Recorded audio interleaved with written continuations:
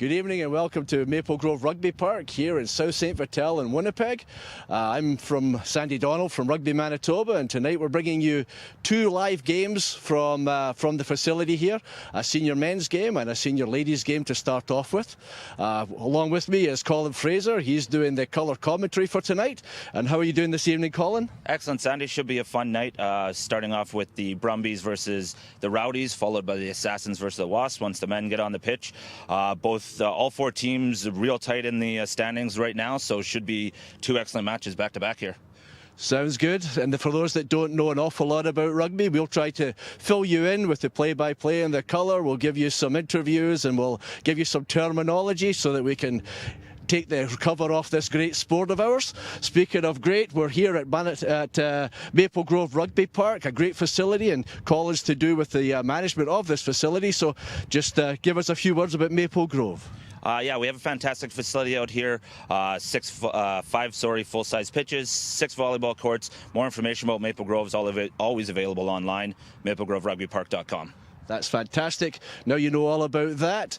Please stay tuned, and this is Manitoba Rugby live on Shaw TV. Thanks very much.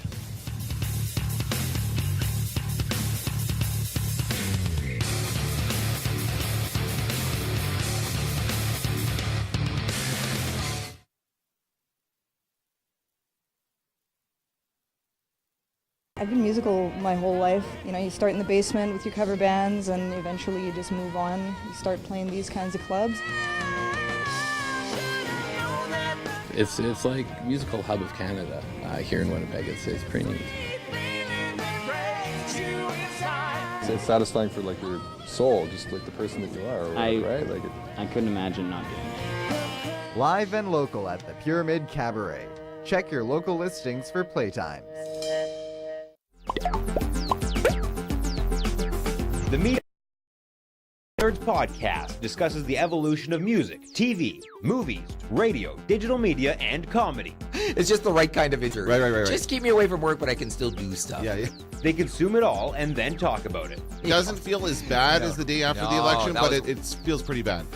Hosted by Dan Badebonker and Kenton Larson, watch the Media Nerds podcast Tuesday and Thursday at 4 p.m.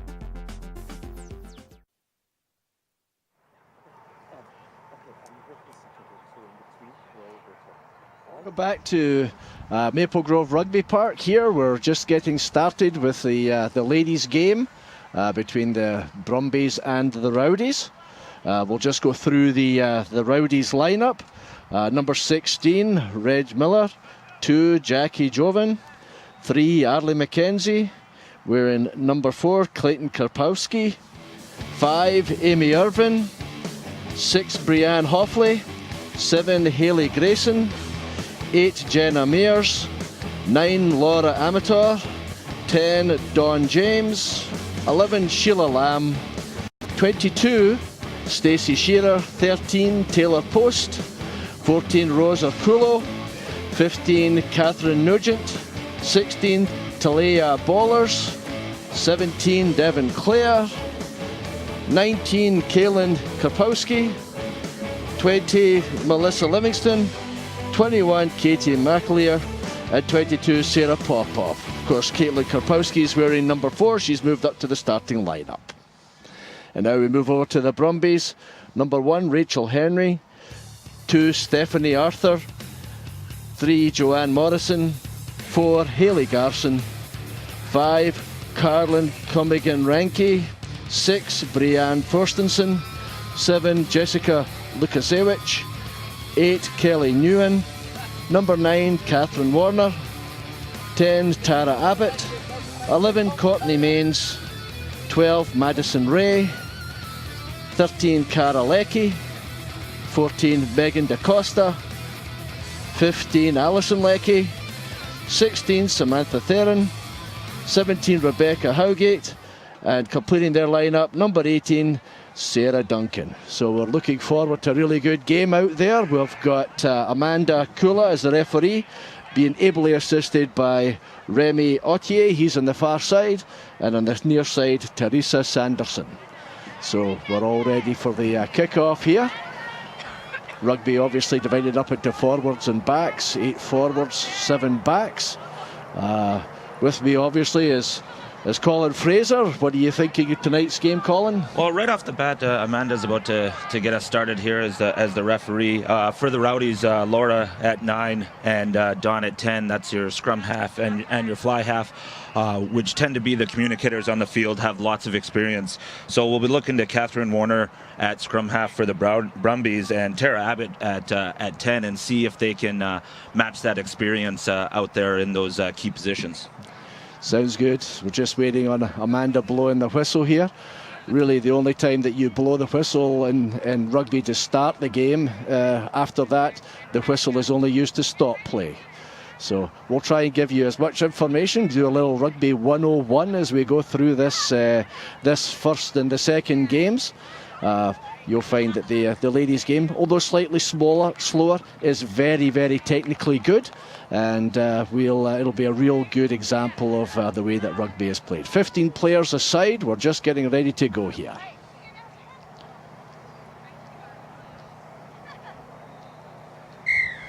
And there's the whistle, so the first 40 minutes is underway.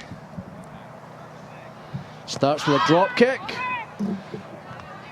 Ball's taken there, but it's knocked on, so we're playing advantage from Amanda. Scrum half goes in, crashing it up there and close to the ruck. Ruck's formed when somebody goes to the ground and people compete over the ball. Arlie McKenzie coming round the corner there into the heart of the offence for the defence for the Brumbies.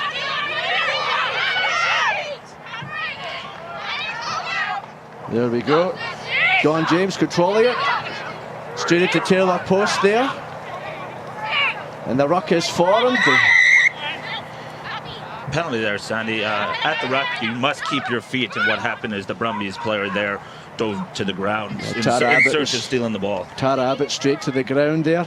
But on the ensuing tap and go, I think it was a forward pass between the two Rowdies players, so now they will scrum it down. This is the equivalent of a face-off in hockey, I would guess. That's the best way to explain it. There we go. When you're watching hockey, you hear the commentators say scrum a lot, but that means something completely different going on in the corner. This is actually very organized. Yes, indeed. Many times us rugby guys are shouting at the television when the word scrum is used. So the ball was put in there by Catherine Warner. As she gets the ball out to Tara Abbott, puts it on the toe. It's taken on the far side there by Rosa Kula. She's the winger on the far side. She's set it up for the Rowdies.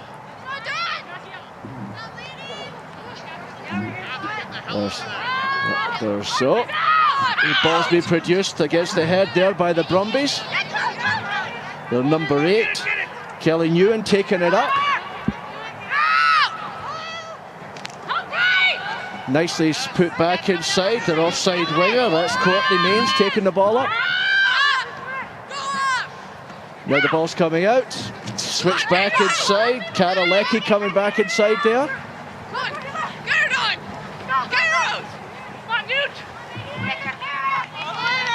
Megan DaCosta, she's gone, right past number 40, Rosa Kula.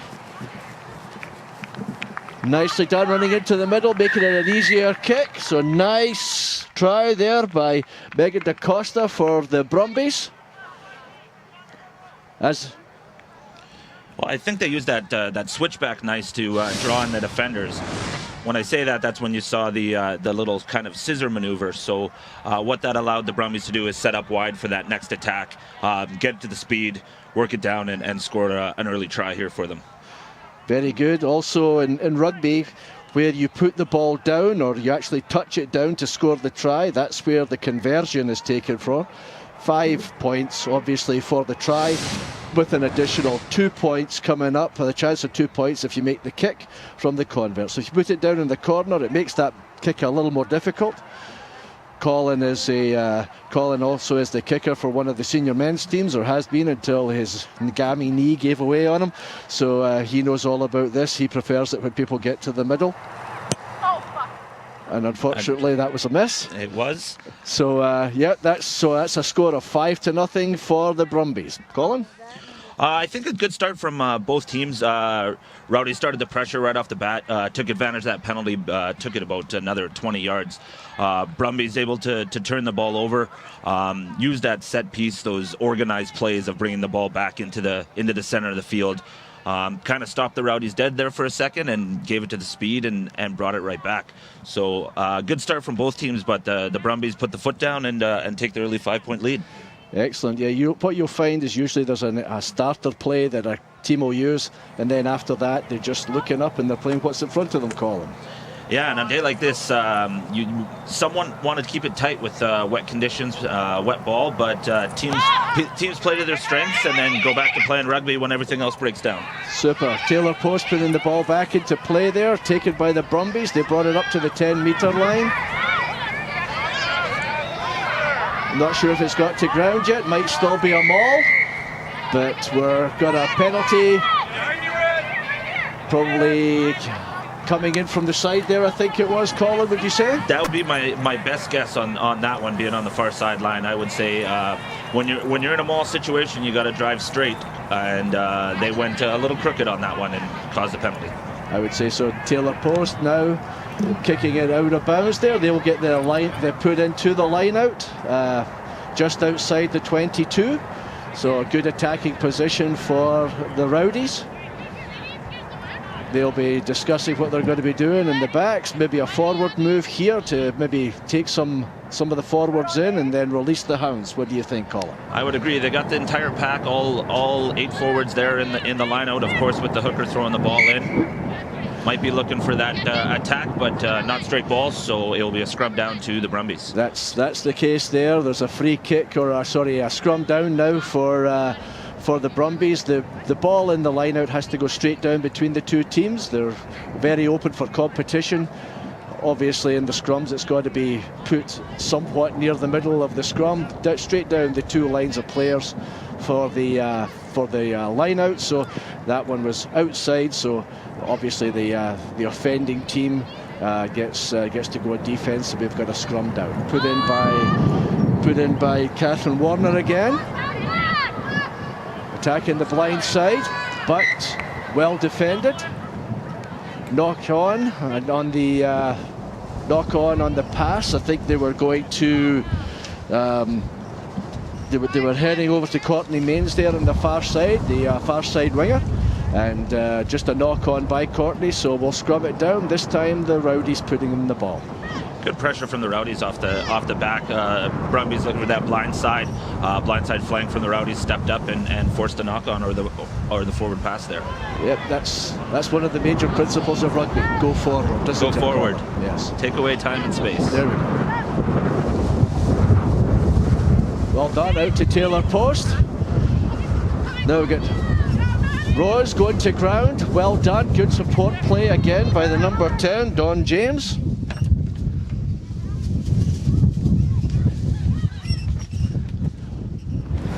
That's Arlie McKenzie cutting back inside away from the sideline. Well done, getting to ground, rocking over. Don going in for the ball. Oh, missed one.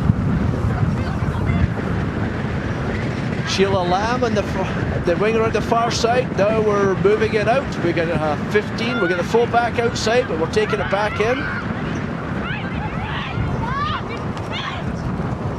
We got a crash ball coming in there, just a lance as they call it nowadays. We're just outside of the line. We've lost one of the pad posts there, but it shouldn't interfere with play too much. Looks like being driven back on by the Brumbies.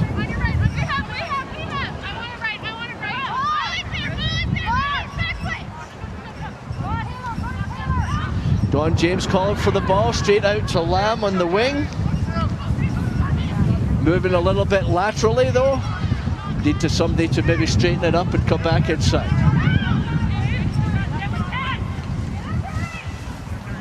Playing a very forward dominated game at the moment. And over, and the try is given.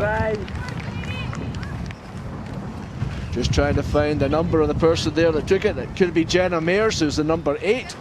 looked like number 8 sort of move off the back. Yeah, good defending by the Brumbies there. Hardest place to defend inside your own 5-meter line. But the Rowdies stuck with it. We thought they were going to score in one corner, and they worked the ball all the way across the field and ended up putting it down in the other corner. That was good, yep. No, they did a certain number of phases. A phase is when you have a breakdown like a maul or a ruck. That's called a phase. If you continue to play after that and you have continuity in attack, that's the number of phases that you did. Looked like they had 6 or 7 phases going across the field inside the 5 there before they were able to dot it down. Yeah, just like they call it a touchdown in football, here in rugby we actually need to touch it down. So good work there by, I believe, Katie McClare, who finished it off there at the end for them. Is that number 21, was it? Yes? Yes. Okay. Yeah, your eyes are better than mine. And I'll do my best for that. Tough kick there into the wind, but going to make the game 5-5 here in the early minutes. Fantastic. Just getting the call, it was actually number 22, Sarah Popoff, so you were closer than me. Yeah. You know, it's like the price is right. You didn't go over, but that was well done. Yes. So now we have the team that gets scored on are the ones that has to restart the game, and they kick it strategically. You can kick it deep, or you can kick it to where you think the forwards are going to be able to recover the ball and put yourself on offense. But we'll see how the Brumbies restart right now.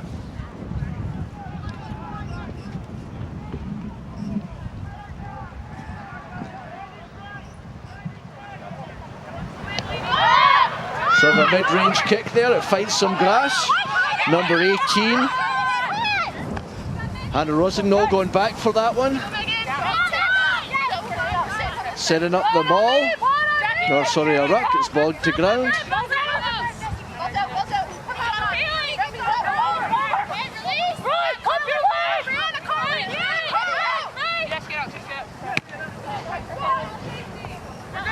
Clearing kick by number 10, Don James. Well done. That was fantastic running there by Tara Abbott. She was able to run through, slice through the defense coming up for the Rowdies, dotted it down close to the uprights, making it an easier kick for Tara Abbott. Yeah, fantastic counter. When you're stuck behind your own 22 there inside your own half, that's when you really want to use that clearance kick, and it was the right decision there, I believe, by Don and the Rowdies. But the Brumbies came back with fantastic counterattack, spinning out wide once again to the different speedster. They got one on each end, so the Rowdies are going to have to watch for that the rest of the game. Taking a 10-5 lead and see if Tara Abbott here can tack on the other two in a little nicer position than her first attempt. That's right. Courtney Mains and Megan DaCosta, they've got serious speed on the outside. So, and there we go, nicely done, converted by Tara Abbott. So that makes it 12-5. Going to the replay right now, so that we can see how it went.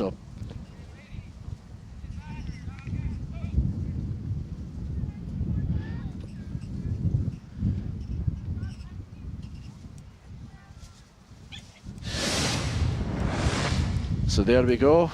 Once again, we've got Taylor Post about to put the ball back into play. We've got some gathering weather around about us, Colin, so hopefully we can keep warm and dry. Yeah, she's got a stiff wind now she's kicking into, even at this point in the game. Big change in the wind. See how it affects the game plan for both teams. There we go, well left, good communication there. So we've got a ruck set up. We've got Catherine Warner looking for the ball. Well done. That's another phase. Good rucking over. Good contest for the ball, but well produced. And the ball's in touch on the far side. Remy has his flag up, so we'll have another line out on the far side. Maybe we can allow for the wind a little bit on this one, and we can get to it straight this time and see how their lineouts actually work for their viewers. Yeah, they have a 7-player lineout in there.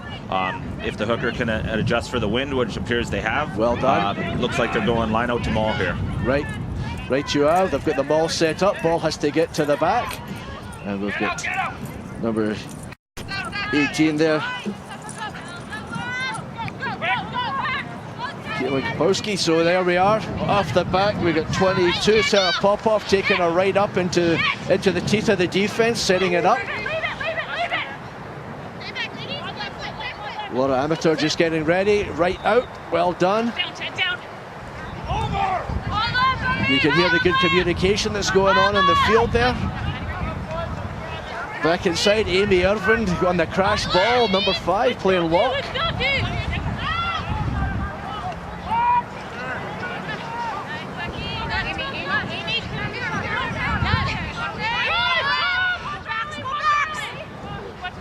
Again, Caitlin Kapowski there, just bringing her up.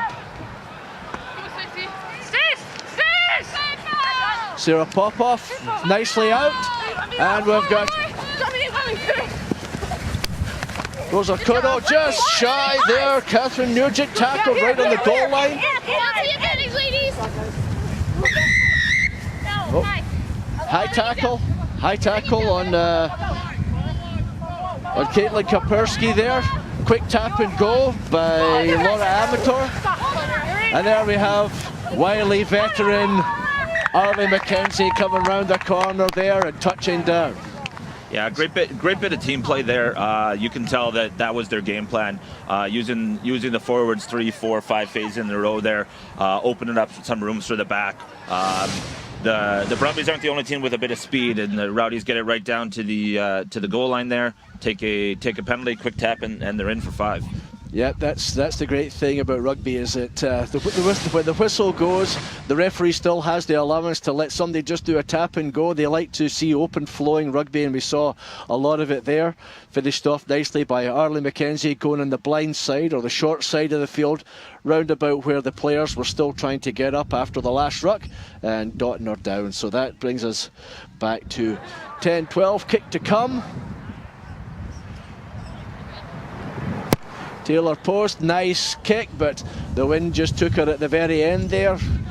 Took a little bit right to left, so we're still 10-12, and a good competitive game, Colin. No, a fantastic start for both teams. You can really see the coaches both on the Rowdy side, Brad Hurst and Carrie Peterson for the Brumbies side, have their teams well organized and both working to their strengths. The Rowdies with their larger pack versus the Brumbies with their faster team. Yeah, you've got to try and play to your strengths, and it's all about trying to nullify the opposition's strengths as well as playing to yours. Excellent.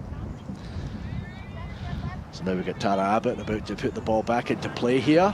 Up nice and high to the middle of the field this time, and we had Laura Amtor just, but she knocked it backwards, so we're still playing here. Stacey Shearer on the way there, breaking her up. Nice pass off, setting up the ruck to consolidate the field position. Oh, just a stray foot caught it there, I think, Colin, as we came through. So now we've got the Brumbies on the fly again. Just as I said, the Brumbies were using speed and the Rowdies were using size. They completely flipped the script, and the Rowdies went on a 20-meter run, and the Brumbies forwards turned the ball over. All players for all positions, Colin, right? So we're setting it up. We're right on the halfway line here. We've got Catherine Warner digging for the ball there, and out it comes. Tara Abbott's got it.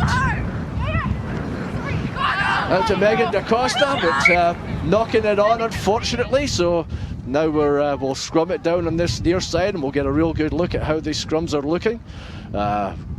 Get a good idea of the body position and all the rest of it. Yeah, only I believe our third scrum of the game. So now that they're on our close sideline here, we'll get a good idea of how these tight 5 are working together as a unit.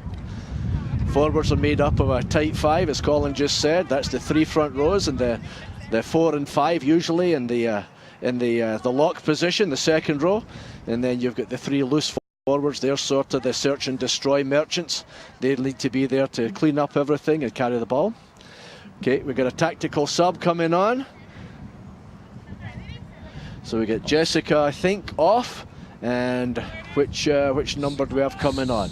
Samantha Terry, number 16, is on. So we're ringing a few changes at the moment. Thank you. Yep.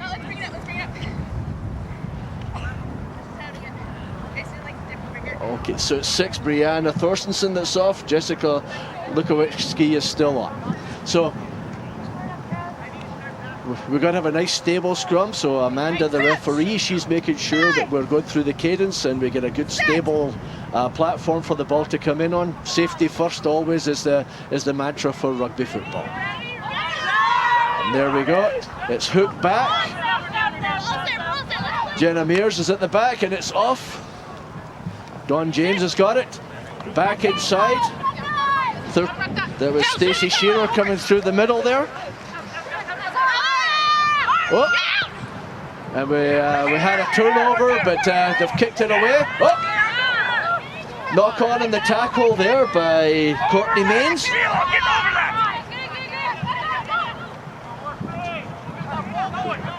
Taken on by Arlie McKenzie, back inside. I think that is that's Jenna Mears there taking it on, the number 8.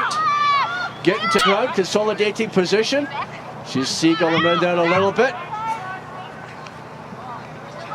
Onto Caitlin Kapowski. Back inside to Dawn James, straightening things up. And again, straight through onto the fullback. That was a good run. 14 Lamb is over the top of it. Laura Amator now. Straight into Mears again. Jenna getting through a lot of work, doing good work rate. Well, we've got a person slow coming up, number 5. Carolyn coming in Ranky for the Rowdies, but 22. Stacey Shearer blasted through and getting the try just to the left of the post. Colin. Yeah, great job by the Rowdies there to recover. It's kind of a curse when someone goes on a blessing and a curse, I should say. When someone goes on a big run, when you're not expecting it, you have to get there and recover and hit that ruck and retain ball. Good job of that, recovering well. Laura did a good job running her forwards there, getting a chance to get it out to the backs and dot it down for another score for the Rowdies. Yeah, it was nice to see with that first phase after the long run. It was the number 14. Lamb that went, Sheila 11 Sheila Lamb that went over the top of that, so that we've got the backs being involved and securing possession so that the next phase could take on. So it was good to see. Taylor Post looking for the conversion.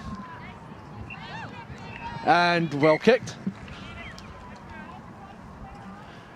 Okay, so we got Sarah Duncan, 18, I believe, coming on. We've got, as we said, Carolyn coming apart. Ranky, she was injured on the last series of plays, just at that breakdown, I think.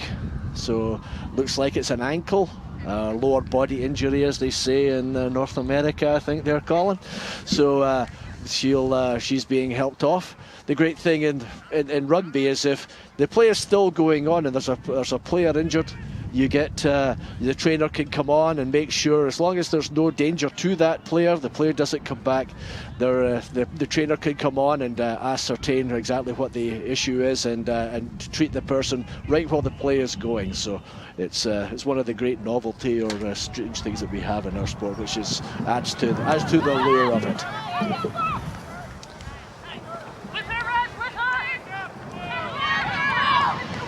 Caitlin Kapowski straight up the middle. Yeah, red player took her to ground. I think that was the number 9, Catherine Warner. But when you take somebody to ground, you've got to release them and roll away. She wasn't quick enough at rolling away, slowed the play down, so that's a penalty. Yeah, the ref always wants to see quick ball out of the back of rucks, and she was just slowing down play. That's right. So they've done a tap and they've sent it out to the backs. That's Taylor Post cutting back inside. Now looking for some support, which is there in the shape of Dawn James, the number 10, getting involved. Hard to the blind side, which is the short side of the field, furthest away from where we are at this time.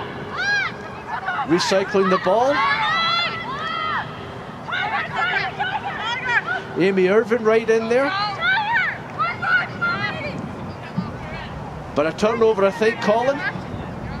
It appears, I'm not sure what happened at the bottom there, but it appears legally they managed to squirt the ball out onto their side of the pitch. I think they just, Madison Ray outside to Carol Leckie.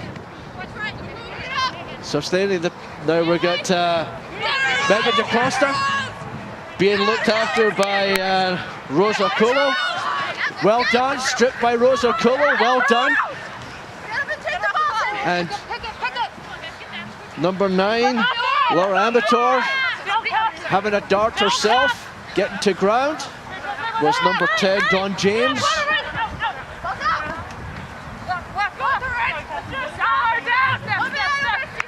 Forwards trying to move it up the inside here, trying to set up something for the backs, waiting for Dawn James to get back into her position.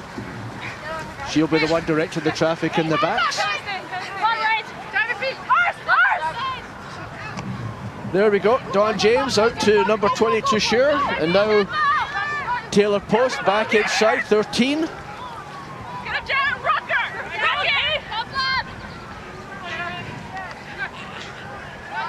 And again using the forwards to good effect. But we've got a whistle in the play.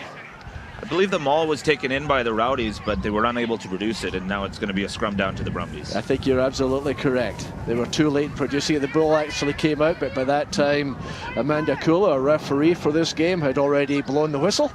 So we've got the Rowdies taking it in, not producing it. So the Brumbies will have to put into this scrum. Defensive position right in front of their posts. Red on me. Right, Rowdies, let's go, ladies.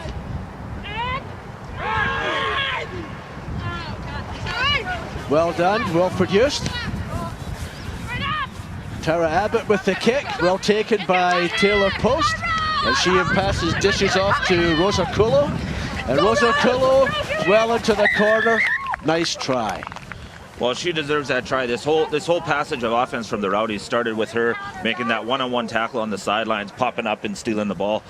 So the fact that the clearance kick somehow gets back into her hands and she's the one to dot it down, well deserved. Yeah, just she gets her reward. That's the great thing about it.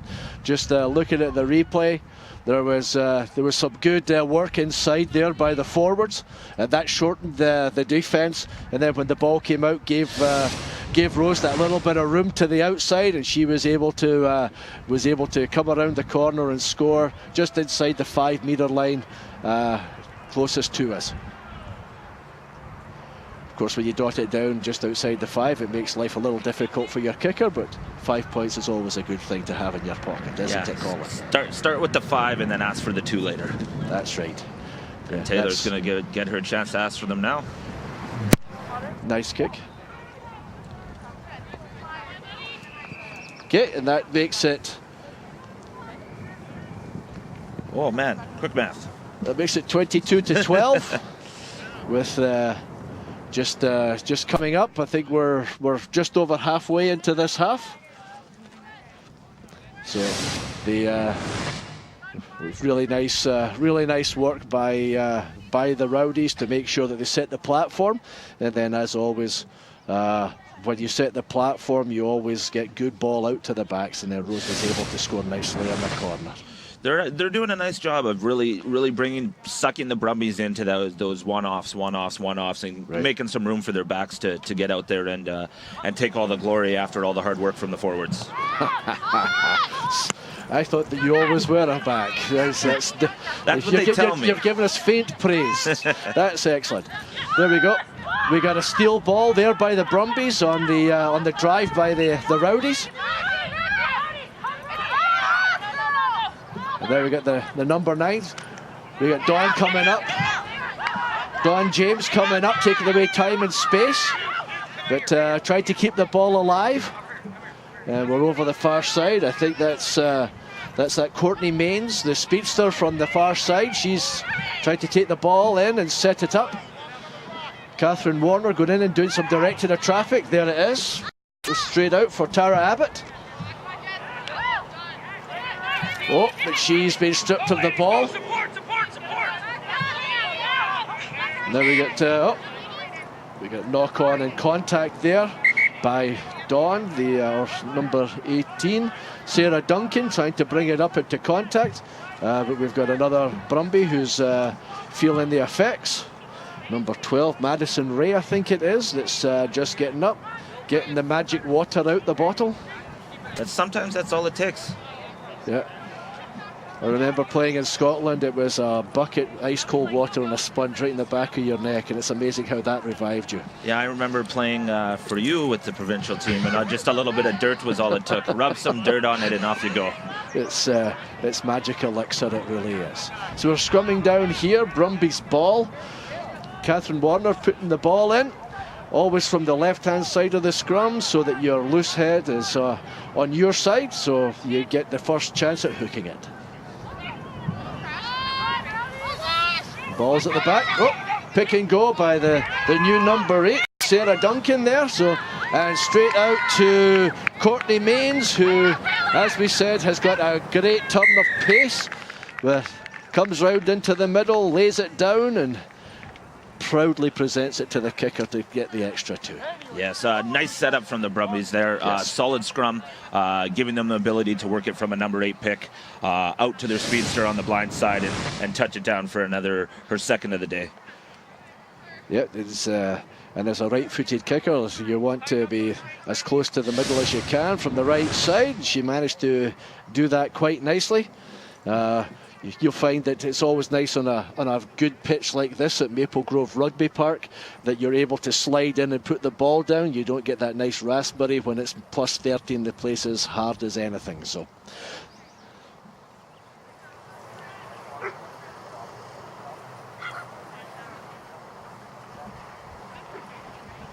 Tara Abbott looking for the extras. Nicely done. Nice low kick, didn't want the wind to play any havoc with it if she put it up high.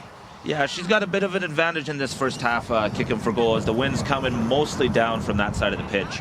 But any type of wind on a day like today is just not a blessing for a kicker. No, it makes life interesting, doesn't it? You know, I said rugby's an interesting enough game with the shape of ball that we play, and then you add the wind and the rain onto that occasionally, and it makes life quite exciting. There's a reason our posts are so high, because sometimes we need to kick that ball so high to take advantage of the wind. Absolutely, or put people under pressure. Again, we got Taylor Post giving us the restart here, kicking our middle deep. Oh, just put a foot into touch on the far side. In rugby, if you put your foot on the whitewash, then that is you out. So you're better to stay on the green stuff on the middle side. Yeah, the sidelines are bad news. Unlike football, if you go into touch, you keep your possession. Here in rugby, you go out of bounds, you're giving up the pill. Right. There we go. Taken by number 5, Amy Irvin. They're trying to move it around, but now they're told to move it. And that was Dawn James, just couldn't quite grab a hold of it, but she's got it at the second effort, trying to look for support. Forwards are nicely over the ball. Laura Amateur.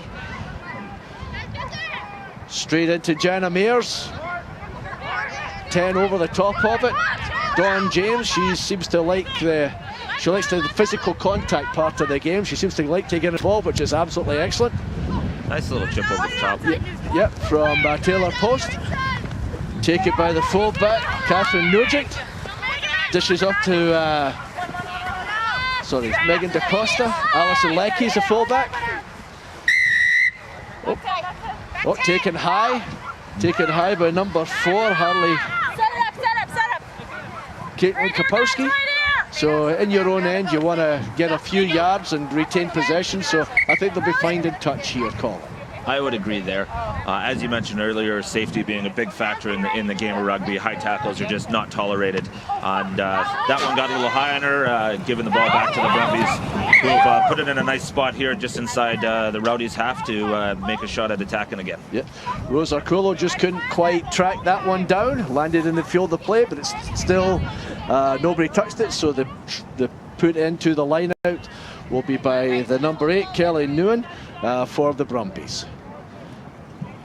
So it looks like they're going with a different tactic than the Rowdies, who had all their forwards in the scrum half. Looks like they're going to a 4-man line out here. Yep, and if you're not in line, you have to get back the full 10.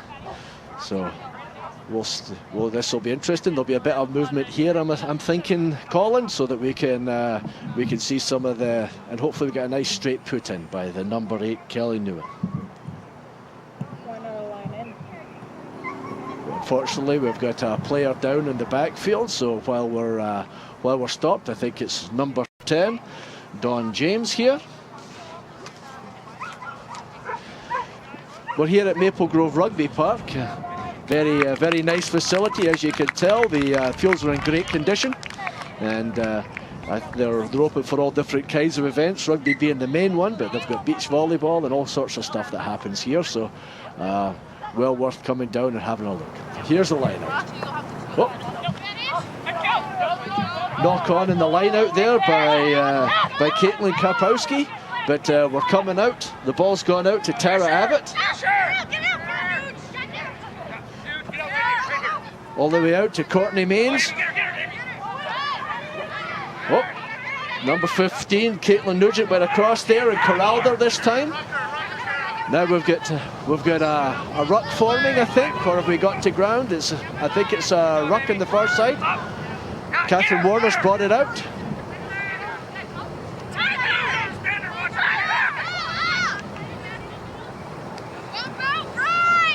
Tackle made there by Arlie McKenzie. Catherine Warner's brought it out. Back inside number 3, Joanne Morrison bringing it in. Getting to ground. The rest of the forwards are over there. Rachel Henry brought out by Catherine Warner. Tara Abbott having a difficulty with the release. They've got it all the way out to Megan DaCosta. Taylor Post coming in. Oh.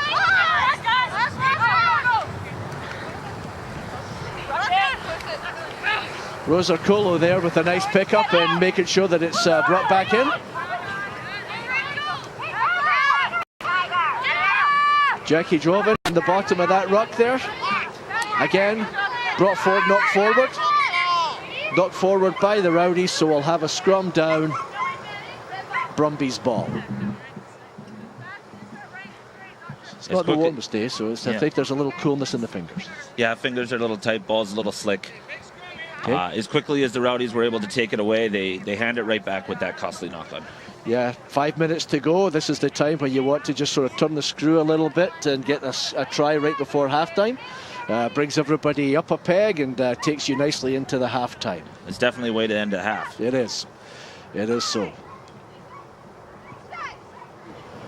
Ball going to be put in by Catherine Warner. There we go. Kelly Nguyen again with that blind side or open side move going to the right. Nicely recycled. Catherine Warner getting it out.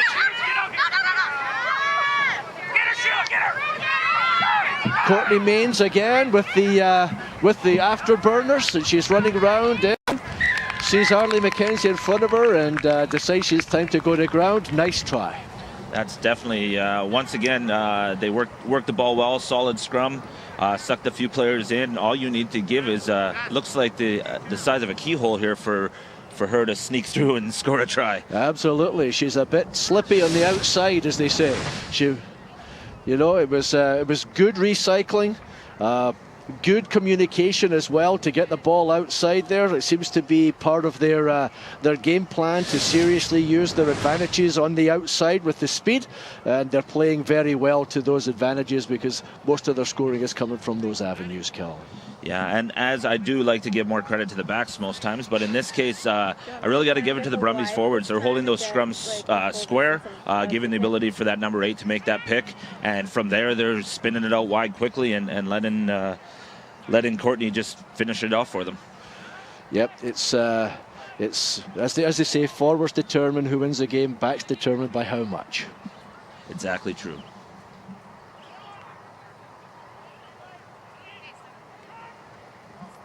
Again, Tara Abbott, she seems to like that part of the Oh, that's accurate, right off the post. So yeah, unfortunately, close is only good at hand shoes and hand shoes and horn grenades. Yeah, horseshoes and hand grenades. Yep. Minute and a half left as we come back up. Amanda Kula, the referee, been keeping very good control of this game, keeping everything flowing. So we don't have a lot of extra time left as far as injury time or added time, I don't think. So minute and a half, and we should be fairly close to time, Colin. I would agree there. She's done a great job controlling the game. Nice flow, fun game to watch so far. Absolutely. And now we get Taylor Post. She's going to restart it again. She's got that middle kick going the last few times. This time she goes short. Nicely taken. Seems to be some good offensive defense going on here by the Rowdies. They know that it's almost time. Rachel Henry going down the far side. She gives it outside to Courtney Mains again. But the loose forwards got out there. Hayley Grayson, I think it was, that came across and knocked her into touch. So we'll have a line out, and should be Rowdies' ball, I think. I believe it is. The Rowdies went ahead and used the 16th defender, as it's sometimes known, the sidelines, to finally take care of Courtney and not let her put one in right before the half here. Yeah, that sideline, it never misses a tackle. So Amy Irvin up, gets the ball. Out to Dawn James through the centres. Taylor Post, good strong runner coming up inside, taking a few of the Brumbies to bring her down. Oh, and unfortunately Rachel Henry just a little offside there, couldn't resist picking it up. I think there'll be an advantage here for Not 10. And there we go, there's Rose again on the outside. And I think she got it down, did she? I'm still waiting for some communication here between Amanda and Teresa. So I had them both playing in the ground. Okay, so what would you like to do? They're conferring there. Like, did she go? Good communication between the referee, the referee's assistant. The referee's assistant was right in front. So both of them are certified referees, so they will figure out exactly what happened and make a call. All right, ladies. So we're short. We go and place the ball. Okay, so it would have been a scrum because we both played it on the ground. Both teams have just got all messy, so we're just going to go for half. So there's no try. It was played on. It was put down before the line, and then you have to place it. But there was too much of a movement to place it forward, and they've gone to half time. So at the half, it's 24-22 for the Brumbies, and I think we'll go over to Colin, and this is Manitoba. We'll go to break, and this is Manitoba Rugby on Shaw Television. Thanks very much, and stay tuned.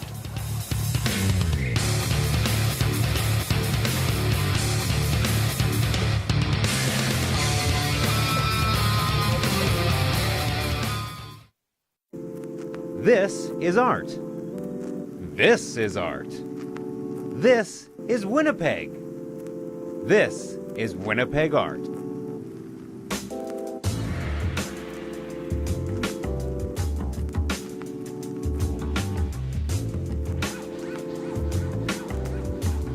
We want to see your creation.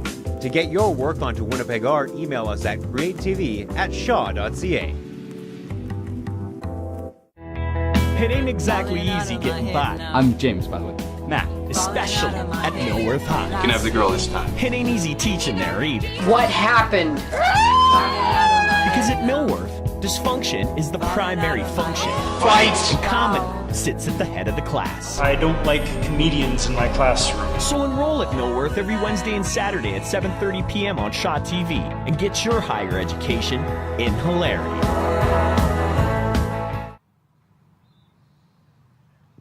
Exhilarating first half there, 24-22 Brumbies. I'm here with Brumbies head coach Kerry Peterson. Kerry, it's your first year with the Brumbies as head coach. How's the season going so far? Pretty good so far. We're sitting at 2-1, so we won our first game, which was a huge win for us because we did not win a game last year actually, so it was a great start to the season.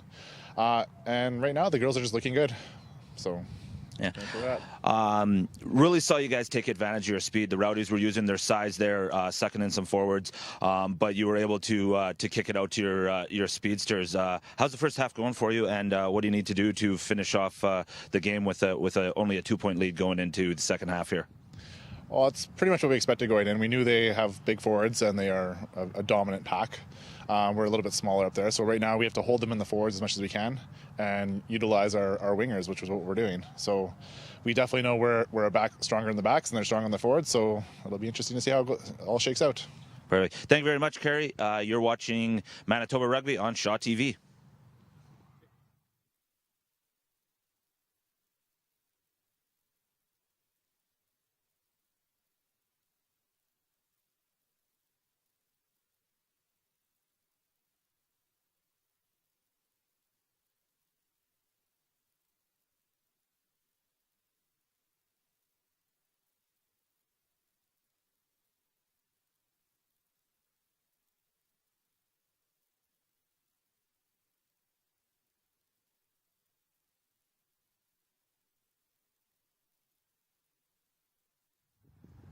Welcome back to Rugby Manitoba here on Shaw TV. Joined here now by the Rowdies head coach Brad Hurst. Second year with the club. You have a veteran side mixed in with some youngsters. Just tell me a little about the club so far this year. Well, so far we're kind of on a bit of a reloading year. We've got, like I said, we've got a good mixture of some rookies and some vets. You can see when it comes to the game here, 2 of our tries were actually scored by a rookie inside center, so we're quite happy with her performance. But overall, I think we're having a good year. We need to definitely look at fixing a few of our problems, but we're working on it, and I'm very confident we're going to be here, and Shaw's going to be filming the finals with us in it. Excellent to hear. Only down 2 at the half, so basically a brand new game coming here second half. What does your team need to do, come back from those 2 points and finish it off? Well, I'll tell you, we need to shore up our defense on the wing. As you can see, they've got a very powerful back line, so we've got to kind of really stop their strength in the wingers, and we got to keep the ball in our forwards. That's where we're very dominant. We've got a strong pack, and just keep playing our game, and eventually we'll come on top. Perfect. Thank you very much, Brad. And you're watching Manitoba Rugby on Shaw TV.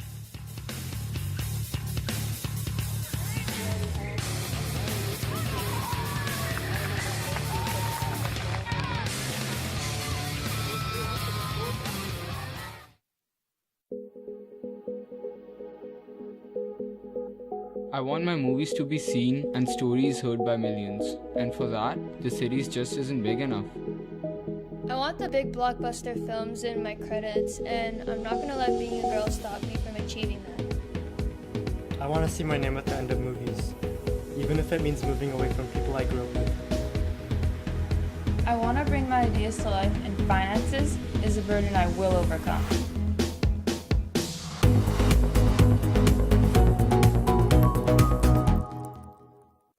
In the ever-expanding world of pop culture, Garth Bowman is there to be your guide.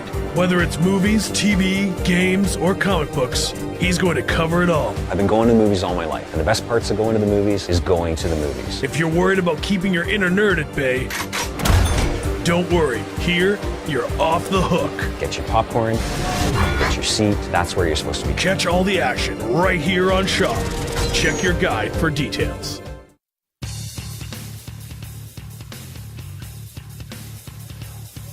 Welcome back to the second half here at Maple Grove Rugby Park, and the women's game between the Brumbies and the Rowdies. At halftime, 22-24. The Brumbies out and ahead by 2 points, one of the converts. Changed sides, so this half the Rowdies will have the wind at their back. So we'll see if they can take advantage of that. We got a knock on there. Arlie McKenzie picking herself up off the ground. We got a knock on there by the Rowdies, so it'll be Brumbies ball just at the 10-meter line. Welcome back, Colin. It's a long trot from the sideline. They couldn't afford to get me a limo. And it's uphill both ways. Rowdies! So here we go. We've got a flatline defense here by the Rowdies. They'll be trying to take away the time and the space from the Brumbies.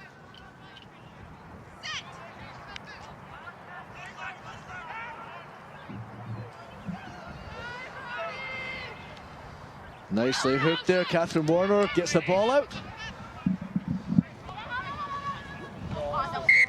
Oh, forward pass there by the Brumbies between their Madison Ray and Cara Leckie.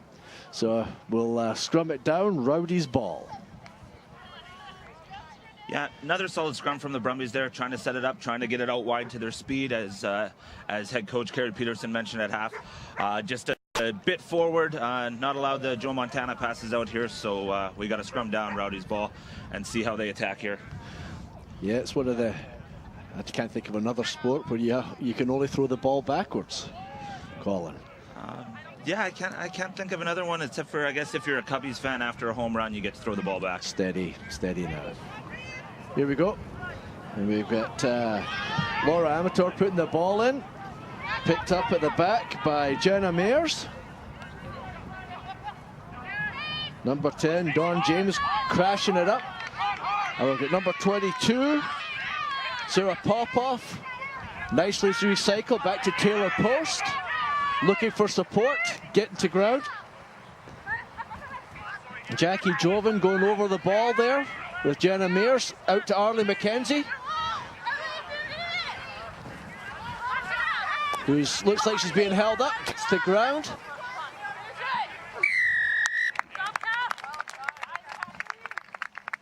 Try scored. Just try to see the number of who's picking it up.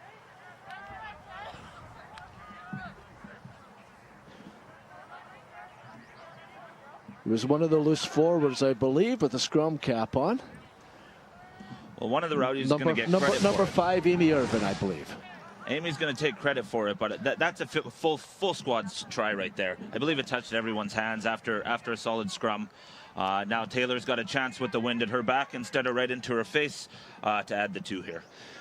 That's right. That's right. Right-footed kicker likes to kick from the left side.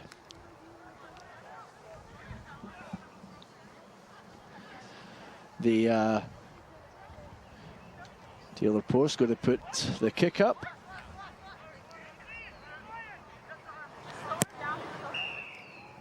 Nicely stroked. Well done. So that takes them up to 29-24.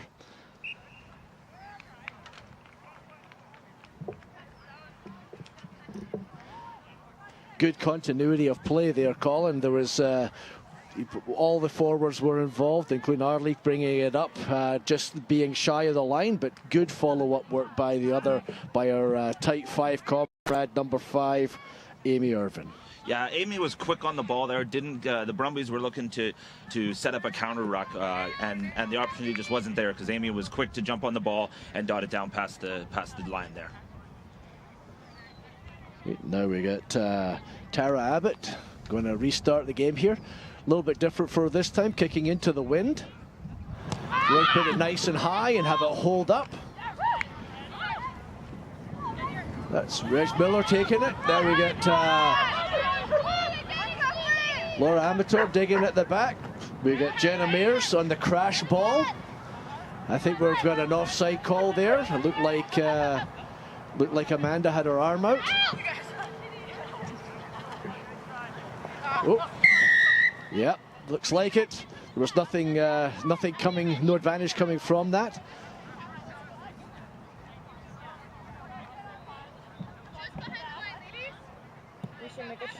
Are they going to go for yards here, or are they just going to... No, it looks like they're going to do the tap and go. For a tap. Yeah, tap and go, yeah. To Jackie Jovan, who's the hooker playing number 2. Jenna Mayers. To Dawn James. To 22, that's Sarah Popoff.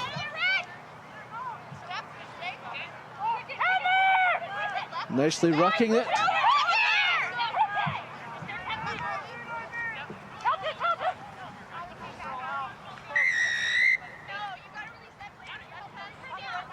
Oh, not releasing the player, and the tackle getting to ground. Number 10, Dawn James there taking on the ball. Ball playing advantage on not 10. Arms out.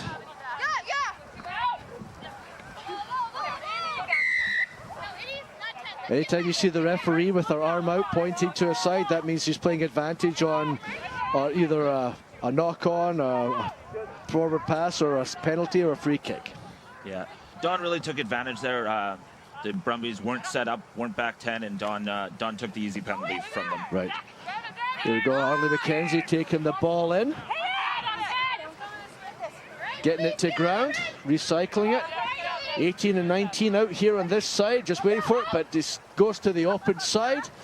Using the backs, we got Shearer taking the ball in, number 22, just in front of the posts. Offside, number 10, Tara Abbott. And that's just shy on a tap and go. Recycled the ball well.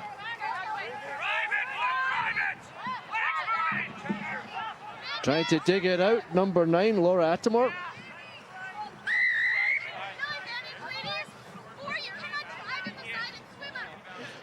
Haley Garson got caught for coming in the side and sort of seagulling roundabout.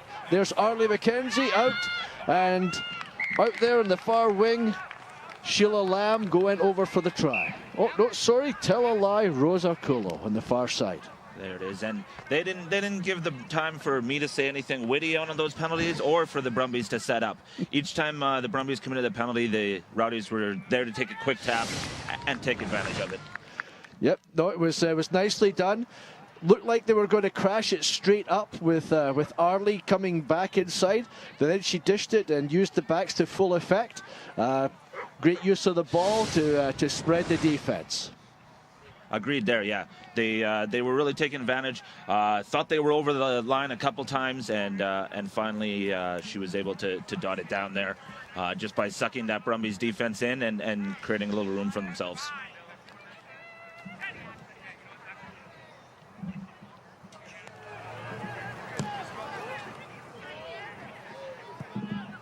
Nice strike just inside the one post, so that will make our score 35-24.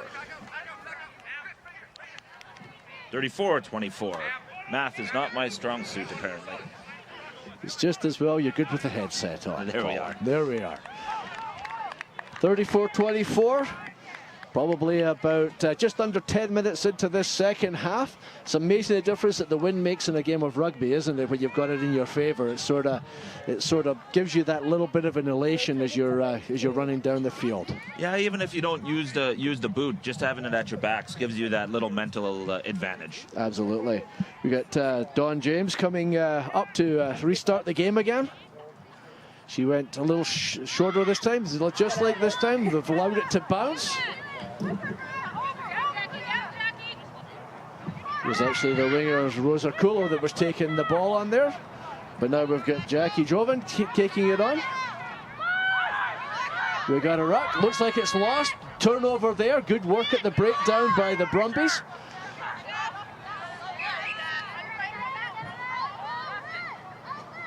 Rachel Henry taking it in, ball spread wide by Catherine Warner. Now we get a good look this time at Courtney Mains on our side. She was hidden on the far side, but she didn't hide for long. So we've got a ruck coming in. Good counter ruck there. But in from the side, illegally coming in the side, Jenna Mears.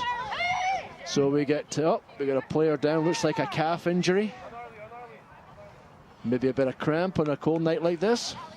Could happen. When we got out here just before kickoff at 6:30, it was real hot and muggy out. Now that it's cooling off, those cramps can really become an issue. That's right. Alison Leckie with the ball in her hand there. She's decided to take the kick. Hasn't found touch, but it's into touch now. Just a little bit of a miscommunication there with Amy Irvin looking for the ball, but bounced right in front of her, and then, because we play without a round ball, we went just a little to the side. So Caitlin Kowski there, wearing the number 4. She will probably be the defender putting up at the second jumper. Every good kicker has an intimate relationship with what we call the rugby gods. So she got that nice little kick it out of bounds so we can set up this attacking line out. You betcha. We've got a pod set up at the front, a jumping pod with at the front there by the Rowdies. The Brumbies seem to have spread themselves over, so just so they're not giving away where the ball is going to be going. there's going to be a call made probably by the Brumbies so that they know which position in the line out the ball's going to go to. Now they're having a little confab about it.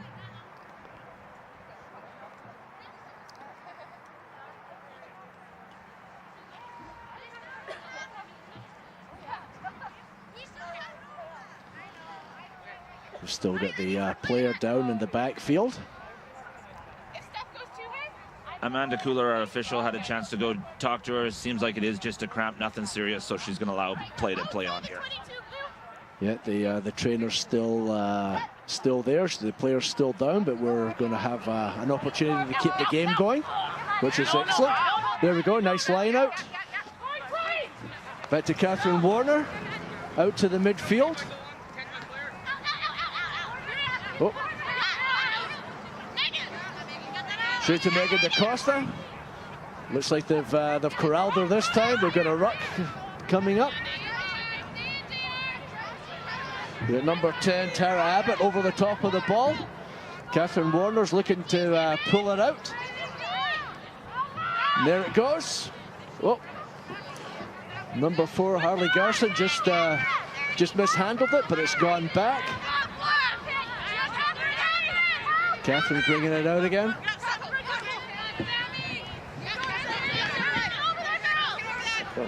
16, Samantha Taryn. But lost.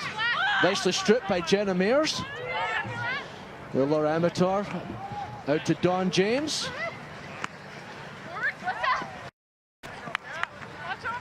Number 20, Melissa Livingston. Must have been a halftime substitution. Looks like Taylor Post is outrun the field. She's going to just put it right down, just about 6 meters in from the sideline. Showed them a clean pair of heels. That's how devastating a pinched ball can be. Yeah. Brumbies were attacking. When you're in full-on attacking mode and all of a sudden the other team has the ball, it's just that easy for it to turn from your 22 down underneath your post, or in this case, just inside the goal line here. Yeah, defensive rugby is so structured that if you sunder that defense and you're in an attacking position, which means that your backs are further back, then they don't have the opportunity to take away the time and the space. As you see in the replay, once you've got that line sundered a little bit, then you play whatever's in front of you. And if you've got somebody like Taylor Post, who's got a fine pair of heels, then you can outrun the coverage. And yeah, it's not long, as you said, Colin, before you can turn defense into attack. And the great thing about rugby is you play both ways. That's rugby in a nutshell. You don't bring the defense on and pull the offense off. You're playing offense, defense, and special teams all day. That is a nice kick off the upright and through. We've seen a couple of uprights hit, but that one there, this gave us the 2 points. So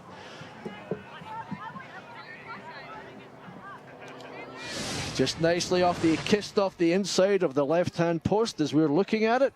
And that makes it 41-24 for the Rowdies.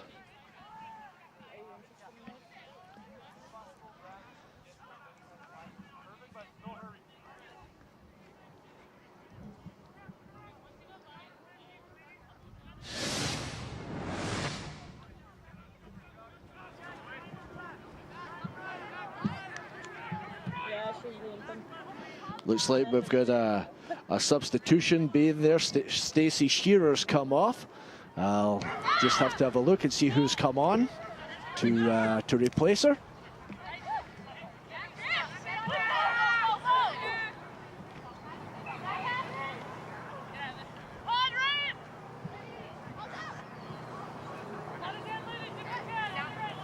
There you go, Amy Irvin taking the ball into contact there. Being brought out by Laura Amator. Give it to... We've got number 17, Devin Clare, on in place of Shearer. Nice tackle there, getting to ground. Rucking over, Clare going over the top of that. Arlie McKenzie putting the ball back. Now we got number 9, Laura Amator, out to James. Taylor Post again, cutting back inside, looking for the security of the forwards as she gets to ground. Driving through.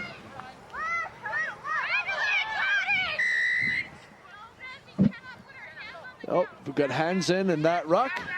So tap and go, there we are.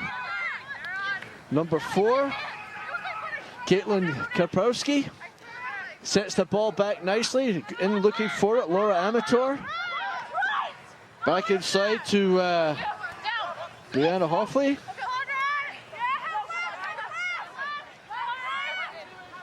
Setting up Amator to Claire, but unfortunately there was a knock on in the reception there, Colin. Yeah, once again, the Rowdies, every chance they get with those penalties, they're taking that quick tap and trying to catch the Brumbies on their back feet. Now we have a scrum down here. These have been solid 50-50 ball all day. Each team winning their own ball. So I would assume the Brumbies are going to continue that tradition and try to get out of their own end here.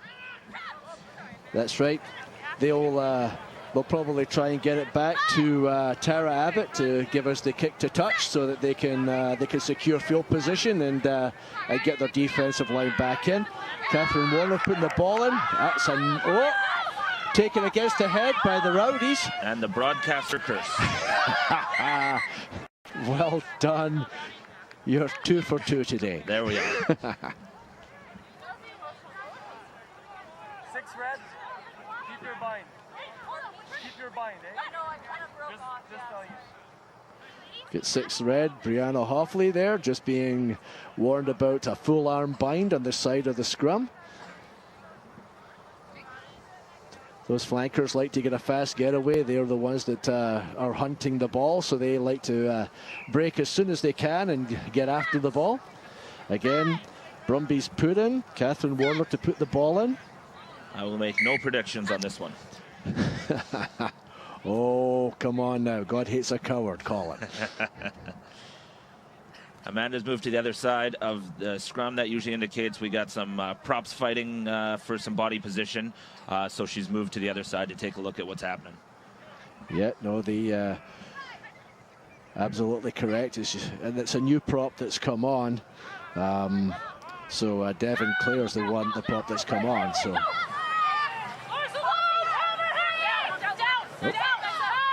There we are.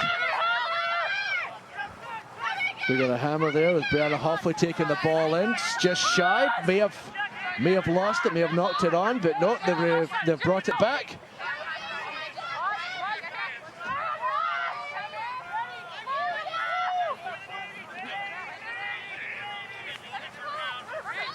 They're trying to maul it there. Looks like it's Arlie McKenzie that's dished it off. Might be held up in goal. Yep. That's the indication there by Amanda. Held up in goal. The ball was on top of a body, couldn't get to ground. Held up in goal means it's a 5-meter scrum attacking side ball. Anytime you get a chance to hold up the ball, that's just dedication to defense. That is, yes. Yeah, absolutely well said, Colin. Yeah, it's a lot of these the players. You know, you talk about putting your body on the line. These ladies have really been given us a great demonstration of rugby. They're fully committed, and it's been a very, very good game, great spectacle, and you know we're getting lots of points in it, which is what everybody likes to see. I think it's excellent for all the people watching on Shaw. A real introduction to a very strong women's rugby game here in the province of Manitoba. Absolutely, yep. So we've got the attacking side ball. We've got Laura Amator putting the ball in. Maybe see a back row move here with Jenna Mears at the back. See the ball's at her feet now. They've got the nudge on them. They're trying to straighten it up. There we go. Jenna Mears has got it now. Aiming for the line. Didn't quite make it. Ball's held up. Number 4. Caitlin Kaprowski tried to rip it. She's done that. Now we got number 18 trying to get in there. Brianna Hoffley. Ball's got to ground. Coming in from the side. Number 9 taking that into her own hands a little bit, but Amanda's on top of the situation.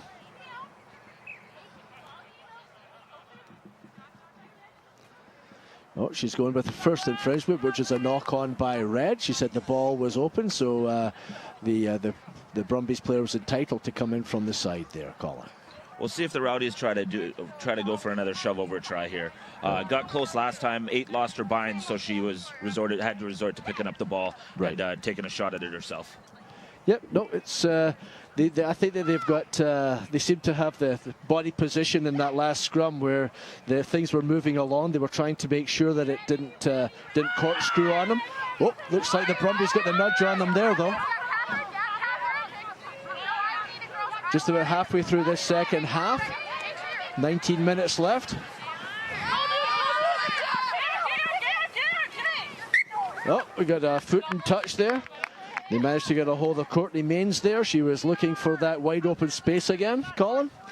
Yeah, really nice scrum there. After getting shoved almost to the goal line on the last one, beautiful shove back, taking the ball, just wasn't able to get around the corner there and put on the speed that we've seen for, the rest of the game so far. Right, yeah. Normally you would see somebody trying to kick for touch, but that was a good non-traditional exit strategy. Oh. Well done in the line-out. Now we got number 2, Jackie Jovan. She's got a hold of it, taking it into contact there, setting it up. Laura Amateur bringing it out. But unfortunately, the dreaded knock-on again. Yeah, a little bit of a low pass, and Dunn just wasn't able to handle it. So Browdies are becoming a team. The Brumbies here have been able to, from that big scrum, get back out to their own 22.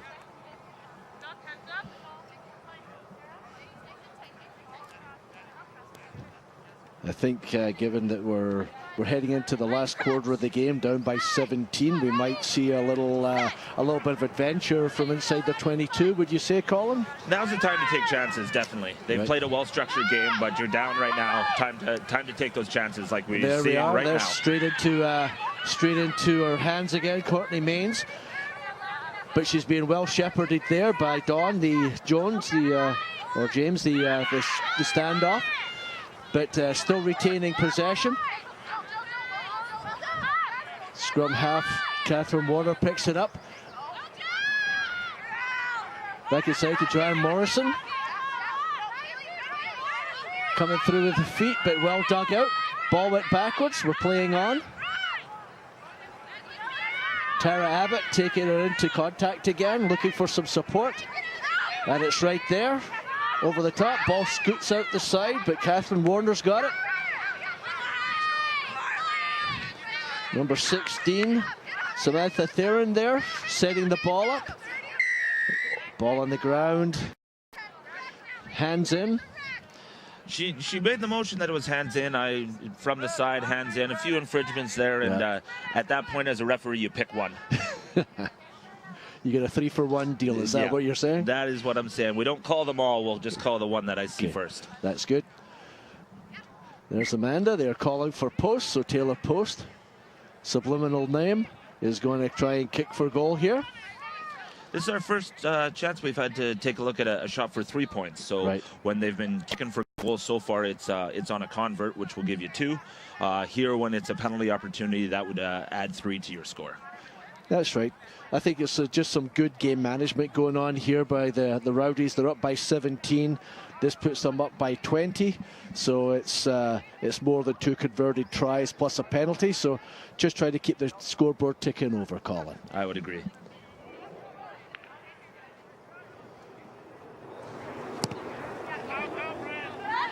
Oh, short, so the ball's still in play. And a clearing kick that's just been taken by number 11, Sheila Lamb, on the far side. So we got a ruck and shoot on the far side. And now we've got good defense driving Sarah Duncan back, but now we've got the ball in the hands of Devon Clare. Laura Amateur again into Amy Irvin. She's got to ground. Nice ruck. Amateur again to James, to Post. Tackle needed to be made there by Catherine Warner.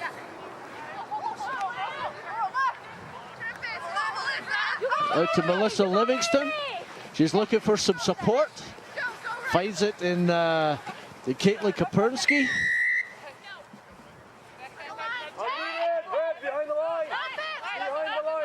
Penalty for not rolling away, I think. So they're giving it to Irvin. She's setting up the ruck just a couple of meters out from the line. Jackie Joven on the lance. Gave it to number 18. Brianna Hoffley, who went over for the try. Once again, similar to the last try, their team aspect is just working well together, communicating well, getting those one-offs, sucking in the Brumbies defenders, and then it's just the last person who gets to roll over the line gets the credit. Yep, no, and you know what? But good continuity, great support work by the Rowdies there. They could easily have just set up face play, but they didn't. They did pick and goes, and they kept on moving the ball forward, which was good. It's entertaining rugby too when you can keep the ball in hand and keep it moving. Definitely. Got to give some credit to the Brumbies, though. Defending inside your own 5-meter line, as I've probably previously mentioned, is the toughest time to do it, and they've been doing well, keeping the Rowdies out for as long as they possibly can. Absolutely, their defensive organisation has been very good because they're not just taking the opportunity to rest. They're getting up and getting involved back in the play. So their continuity in defence is good, but the numbers just keep coming. So that kick was didn't quite make it by Taylor Post. She was a little bit wide right. And that makes the score now 46-24. And we're getting well into the last quarter of this game, and but highly entertaining, good continuity.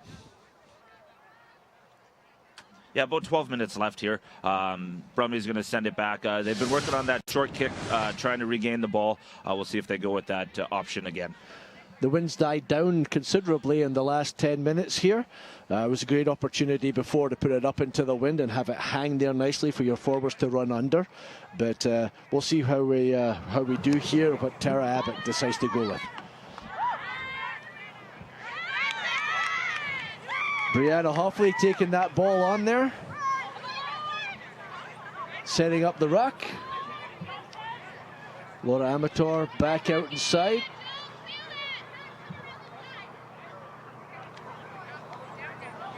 Jackie Joven taking the ball into contact. Jenna Mears there with a technique, but it's turned over. That went backwards, so play on.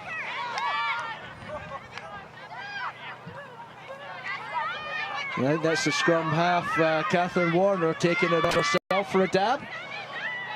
Stephanie Arthur there, the number 2, taking it up. And here comes Rachel Henry round the corner. Looking to get to ground to set up the ruck. Again, Catherine Warner with the ball. Out to Abbott.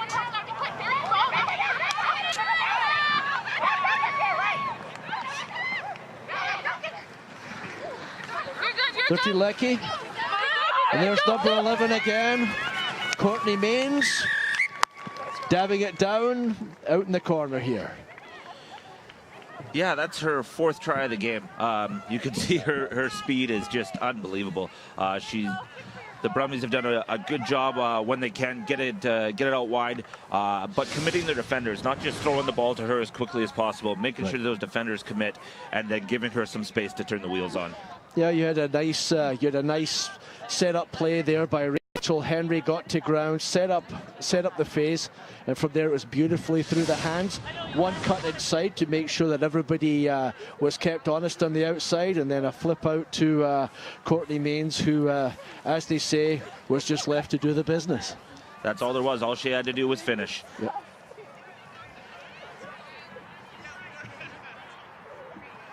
Then we got a kick here by Madison Ray. She's looking to add the extras.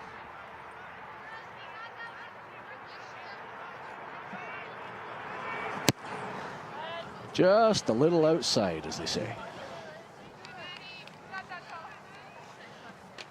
Now we got the score of 29-46. We got the Rowdies out in front. So now it's the Rowdies' turn to start the game by kicking to the kicking to the Brumbies here. Generally, the kick will try and go to the forwards. There's 8 forwards on the field. They'll be in the loose formation, waiting for the ball to come. And so we'll just wait for them to restart it, and we'll get back to business here.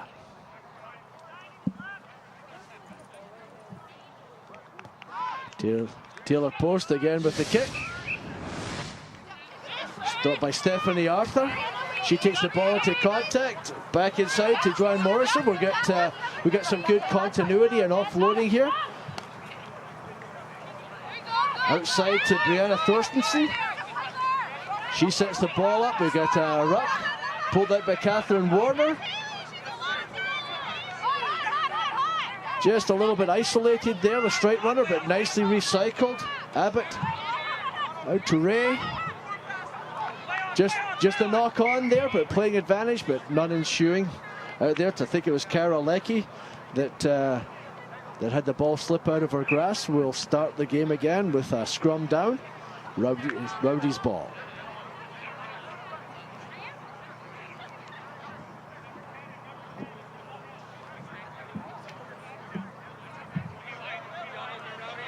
Just waiting for the front rows to get there and get set.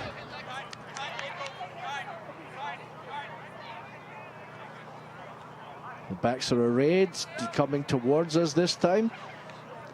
Be interested to see if they go the blind side again with Jenna Mayers like they have the last couple of times.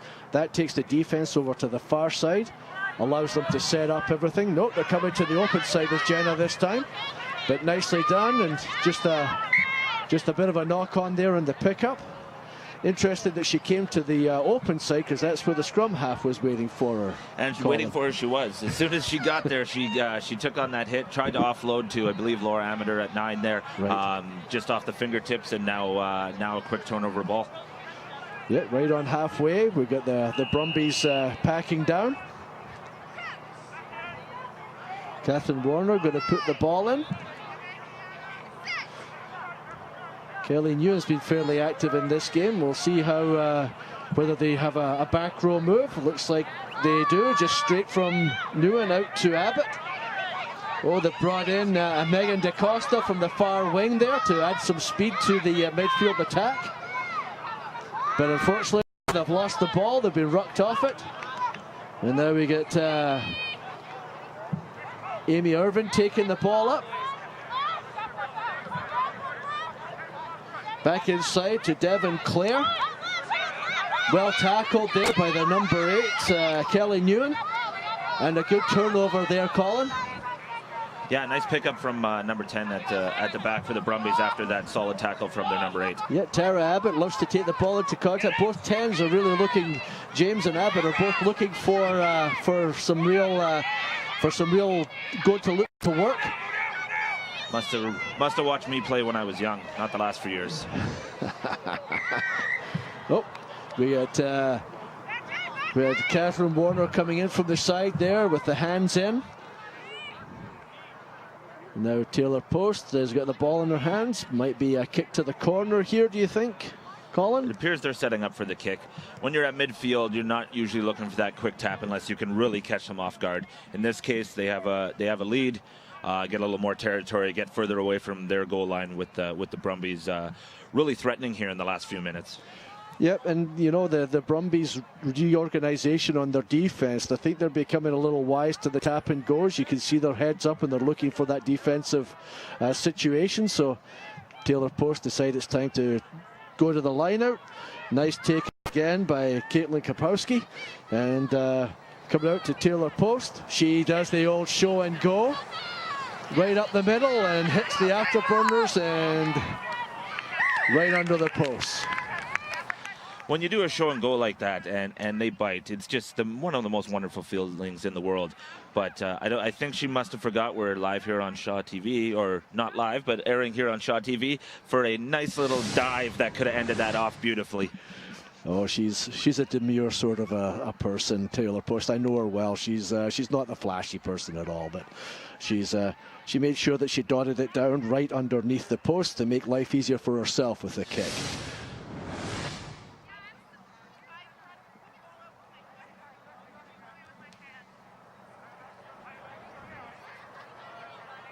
No, it's a beautiful evening here at Maple Grove Rugby Park. We've got all sorts of games going on. This is basically the senior rugby night. It's Saturday night, Thursday night. If you want to come down and watch it live and in person, I'm sure that Colin would be happy to have you down here. And we'll just go to the replay here.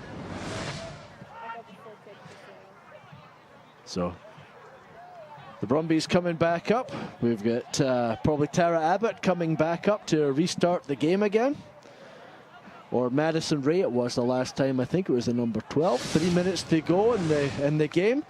And this is when fitness and fatigue sort of steps in. You'll find that the rucks are a little bit higher, and they'll be looking for good possession here, the Rowdies, and looking to phase their way into this. They're up 53-29, so they can afford to be very careful with the ball and make sure that they take care of it. You just want to. You have possession now. Play it safe, nothing fancy, and finish off these last couple minutes. That's right. We've got Arlie McKenzie taking the ball up on the crash. She'll set up another phase. We've got some of the forwards going out to be first receivers. And there's Devin Clare taking the ball to ground. Number 6, Brianna Halfley trying to go over the top of it to make sure that... they've been driven off it. Then we get Tara Abbott taking the ball up, looking to recycle it. Not held, goes again, sets it back.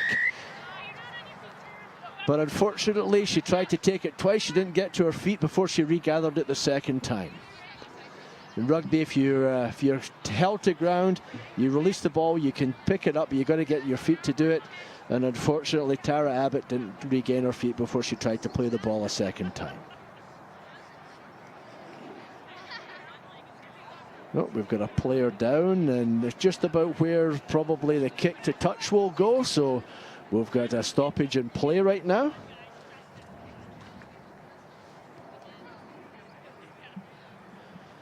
We were talking about the tactics with the weather. You know, if you've got the wind and how that'll affect the game that you play, Colin. Any other sort of weather conditions that'll affect tactics on the field? Well, you have the advantage here on Thursday nights with that sun coming down. Sometimes you want to make a tactical decision on whether you want the sun in your eyes for those kickoffs, those high balls. The sun can really come into play when we are playing evening games. Yep, no, it's quite right. Okay, we got a substitution made there. We got Taylor Post with the kick to the sideline. They will retain possession, obviously, because it's a penalty infraction. So they retain the put into the line out. We got 1 for 3. And we got a puppy here itching for some more rugby action with a men's game to follow right now.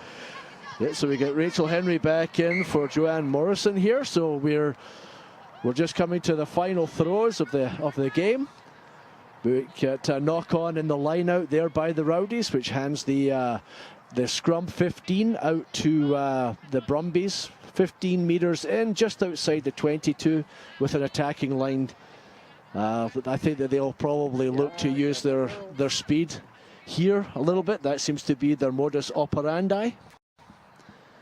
Scottish guy doing Latin craziness, but there you are.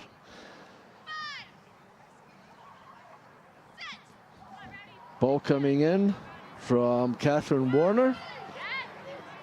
But for the second time, taken against the head. Jenna Mayers takes it on the outside. Game is over. Recycled well.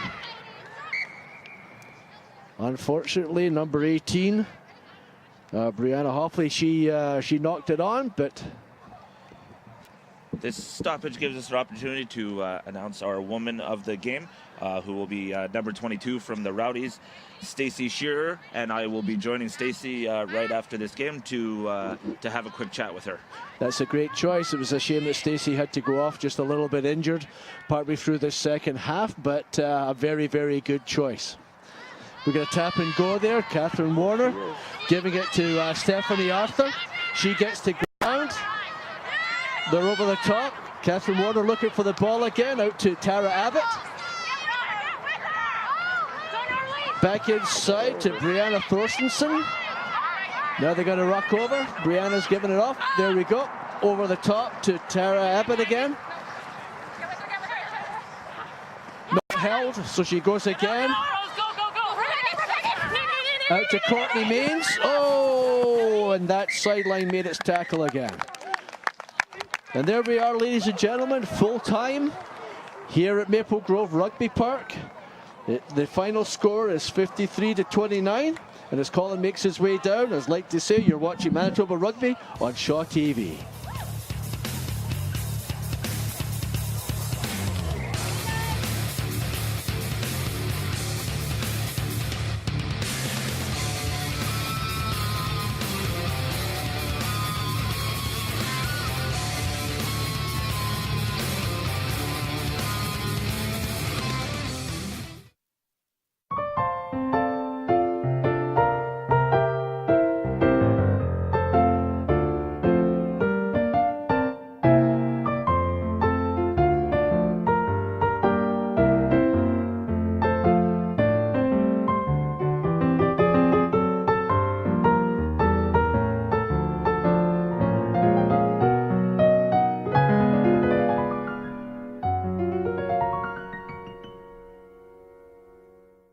Ever watch TV and said to yourself, I could do that? Well, you can. As part of its community access programming, Shaw TV is looking for volunteer-run, community-produced short segments and shows. Create your own program, your ideas, your vision, on television. Bring us your proposal, sell us on it, and we'll train you and your crew, providing the professional equipment you need to make your ideas reality for free. Everyone is welcome. Get involved in making your own community program. See where it takes you.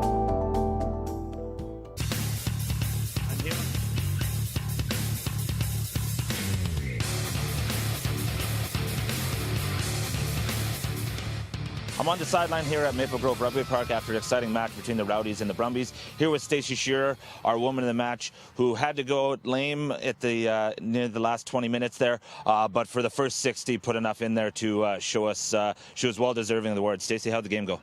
I thought it was really good. Never really played before, so this is kind of my second game, but I thought we did really well. I thought we were really aggressive in there and really wanted the ball, so I thought it was really good.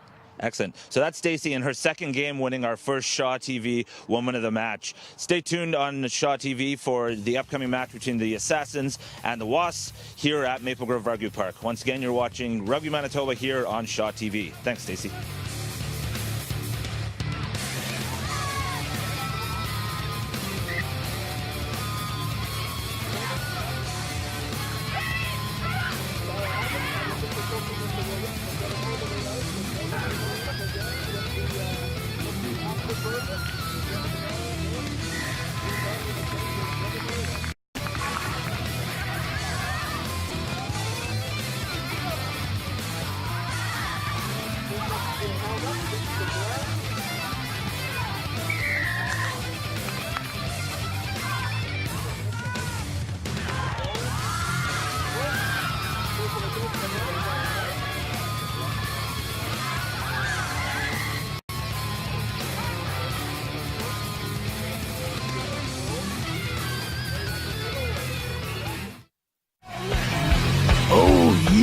Snap into the bone crushing, no fussing, slobber knocking. Look who's talking, championship belt rocking. Off the top rope dropping, blood, sweat and tears on the canvas mopping. Triple turnbuckle heart stopping action of the CWE Canadian Wrestling Elite. Only on Shaw TV. Consult your local listings. Oh yeah, adrenaline. A change is going to come in everyone's life and in the ways of them. This truth is inevitable. Join host Antoinette Zloty as she refers you to the tips, steps, resources, and things you can do to make positive, life-altering changes when the time is right for you. All topics are covered as stories are shared, demos are demonstrated, and solutions are orchestrated. Tune into Transitions on Shaw TV and get ready for real change. Go to shawtv.ca for showtimes.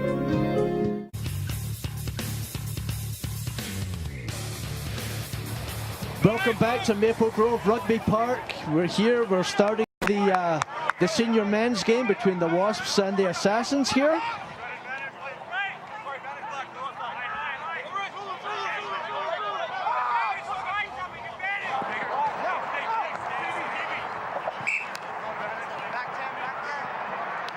We've got John Fitzpatrick here as the referee. No advantage coming from a hands in. Oh, right off the bat, the Assassins are a little too anxious going offside right off the bat after the Wasps take that first kickoff. Ryan Jones here is going to find touch for us. And we'll start this off with another line out.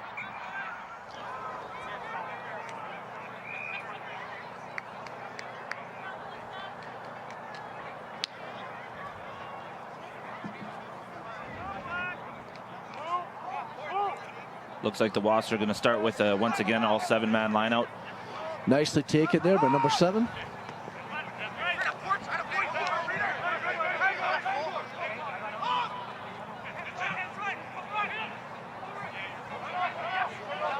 For the Wasps, you're going to have Dennis Ing at number 9, who is a very experienced scrum half. He's going to be controlling most of the action as far as the Wasps are concerned here on the attack.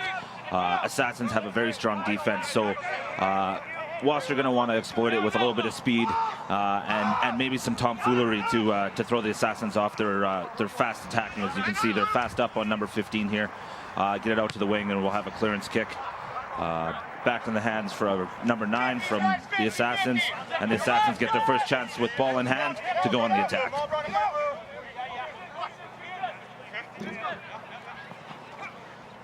Number 10 chooses to take it himself instead of spinning the ball out.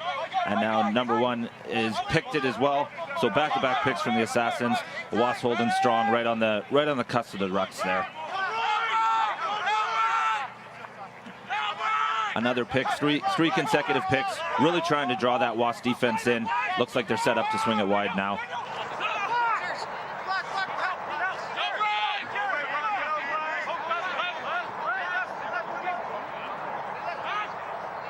As the ball goes out wide again, forwards getting involved where the backs usually are, and backs getting involved where the forwards are. Assassins have a really, really good concept of rugby. They're out there, they spread the ball around. It doesn't matter what number's on your back. They do a good job of moving the ball and filling the gaps. Working it all the way out to the far sideline. About 5 meters in from that first elusive try. Bit of a bobble there.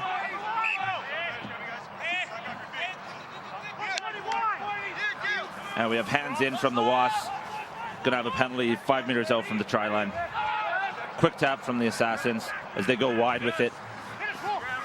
Cole Hunt tries to take it up the middle.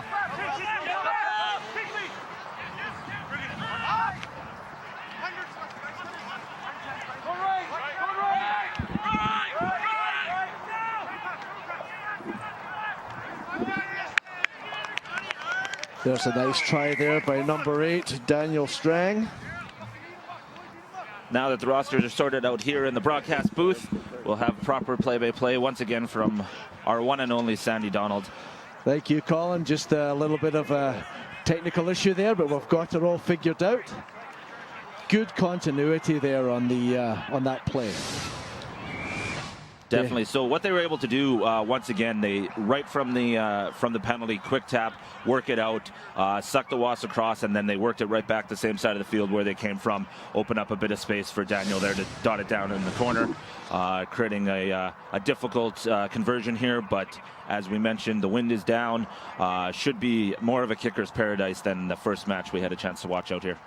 I would say you're right, Colin. It's a funny how rugby is sort of like big people's chess. You're moving people around and trying to get situations and matchups that you're looking for, and the Assassins, they are very good at doing it. They got the manpower where they wanted them, and then Nice kick, but just a little bit to the right-hand side. And we've got Ryan Jones coming up here, the number 10 for the Wasps, to put the ball back into play. So 5-0 early lead for the Assassins. Lots of rugby left for both sides here. Absolutely, it's early in the game. There will be different, I think there'll be different tactics here between these two teams. The Wasps, they might want to keep it in the forwards a little more, but I think that the Assassins play a full team game and they will be looking to move the ball around, as we've seen in the first few minutes. Yeah, the Assassins play, doesn't matter, like I mentioned, what number's on the back, they're all over the pitch. The Wasps play a more traditional style of hitting it up with their forwards, opening space for their backs, and taking advantage of that speed out wide. That's right, well taken there by Darian McKinney there at the kickoff. Tackle made by Cody Mark for the Wasps. So, turnover there, Dennis Singh's pulling it out. Knock on there on the 10. John Fitzpatrick, the referee from Brandon, he's right on top of it. It's a province-wide sport, rugby. You know, there's teams in Steinbach and Brandon, but the majority of them here in Winnipeg call it. Yeah, and then once we get into the youth side of it, it's starting to grow in smaller communities as well, with Morden and Winkler and Steinbach, etc. It is, like we've got high school rugby all the way up to Swan River, for goodness sakes. So, you know, it's a growing sport. We're kind of like the way that the sport is developing and giving all the support that we can to it. So first scrum here. Scrum down, Brenda Kowick putting the ball in. Pulls it out. Justin McKay is on it, number 10. Gives it back inside to Shane Morgan. He's crashing it up at inside centre. Now we've got a maul. Maul called. Good driving by the Assassins, keeping it going, but they'll need to produce the ball at the end of this.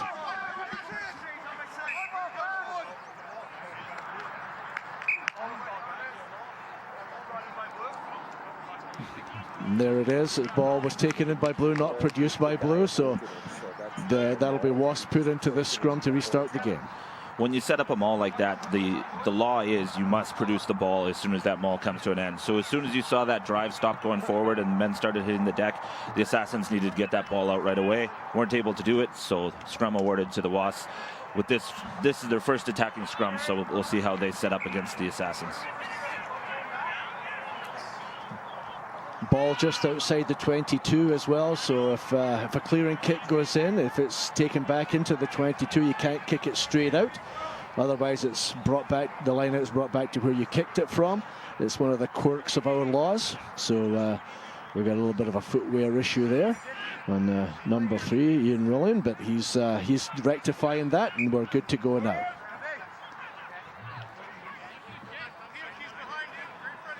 The scrum half for the Wasps there. Dennis Singh with the ball in his hand. He'll put it in.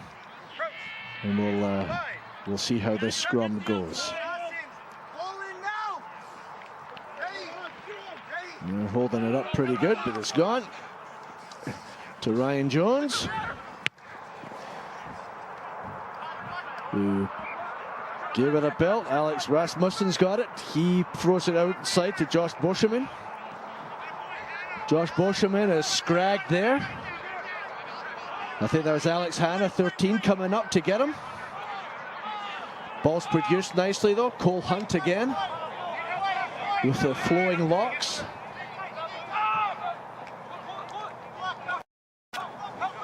Back inside to Darian McKinney. He takes it up. Back inside again. Moving the pieces around, as we said. No scrum half there though. Oh, there he is. Cole Hunt again with some fancy footwork. Gets to ground.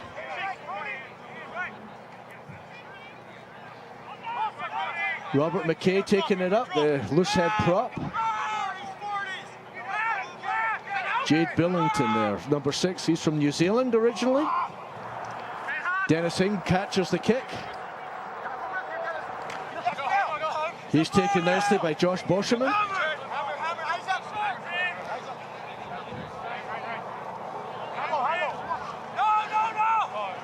It's like Jared Marr there taking the ball up. Ball produced again.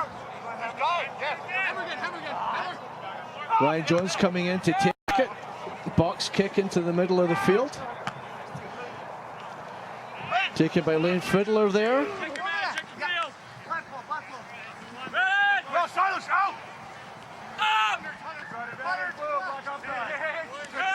Darian McKinney again, the first receiver there, coming through.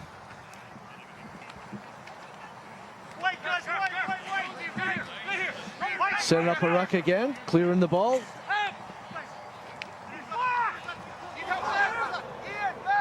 Ball set back again for Brenda Cowell to get it. Justin McKay, number 10, sets it up. Brenda Cowell up to Cole Hunt. But an accidental offside. It's called Cole Hunt to the player who was in front of him. I think that was Matt Schwartz that was just in front of him. So he made contact with him, put him offside, accidental offside. And now we'll restart the game with a scrum Wasps ball. Good attacking once again from the Assassins. Nice box kick from Ryan Jones there to get them out of pressure. And then the Wasps warmed on defense. Really tight match. We're playing inside the 10-meter lines right now. Just waiting for one team to break out and show a bit of dominance. We just got a little bit of a sprinkle coming on now. The rain will cause that ball to get just a little slippy. And that means that you'll see a lot of high kicks, hoping that there's knock-ons for field position and for scrums. So the tactics could change right in the middle of a game, Colin. Yeah, the Assassins will have to change their tactics a bit, play a little tighter. They don't play a kicking game that often, where the Wasps can kind of stick a little closer to the game plan with their tight forwards and then some kicks coming out of Ryan Jones, the former U of M Bison's kicker. Yeah, Reed Abbott there taking the ball off the back of that scrum. Dennis Singh gets this over to number 4. Adam Pate, he's taking it into contact. Now we get Dennis Singh again. Good pressure again from the Assassins in defense. Wasps to try to set it up, but that ball's been turned over. Number 2, Matt Harrison taking it up. A Manitoba under-23 product, probably still playing for the Wolfpack this year, the Prairies team. Justin McKay again, distributing it. Number 3, Nancy Angus, couldn't take it.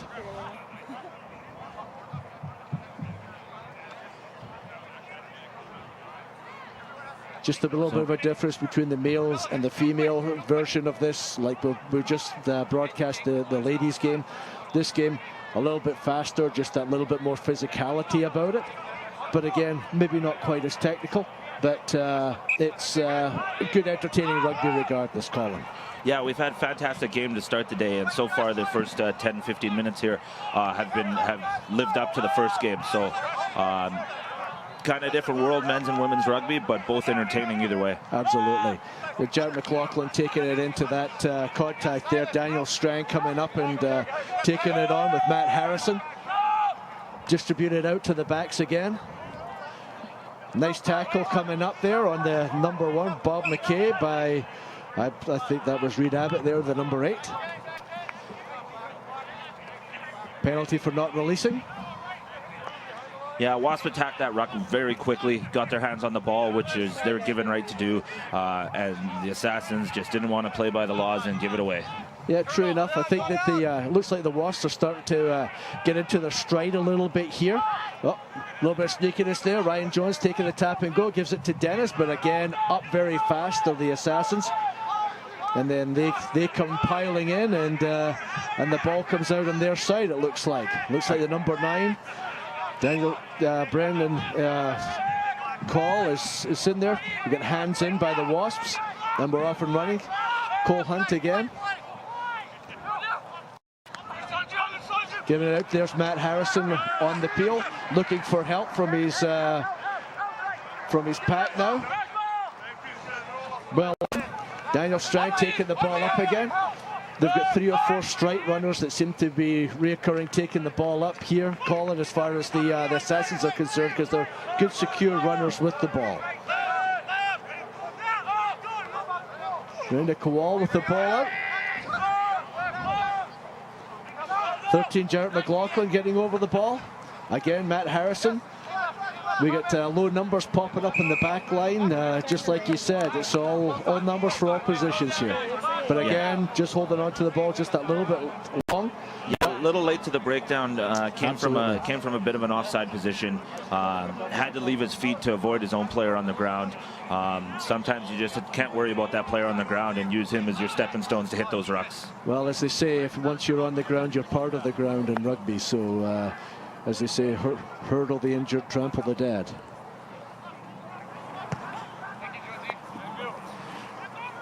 Ryan Jones, the ex-football kicker, product of U of M, I believe he was, wasn't he? He was. He's put the ball into touch. And as always with a penalty type situation, it's the Wasps retain possession of the ball. You got Cody Mark going to put this one in. Yeah, look like they've dropped a couple forwards out of the line out this time. We'll see if they go quick off the top again. Brought it down, but still a quick ball off that line out. Yep. Now you get some of those loose forwards there. You got number 4, Adam Pate, taking the ball on. Comes back over here. You get Cody Mink taking it on. Adam Ing.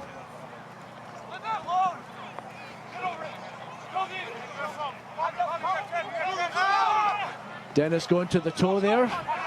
Trying to get rid of that, but the pressure coming up.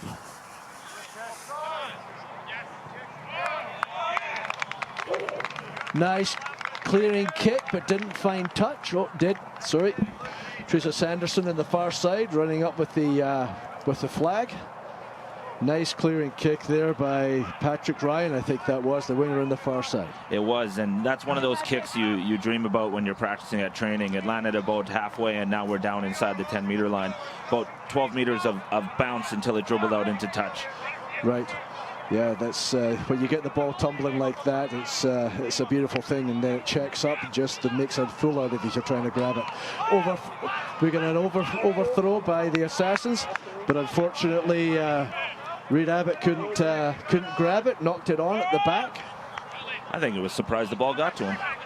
He could well have been.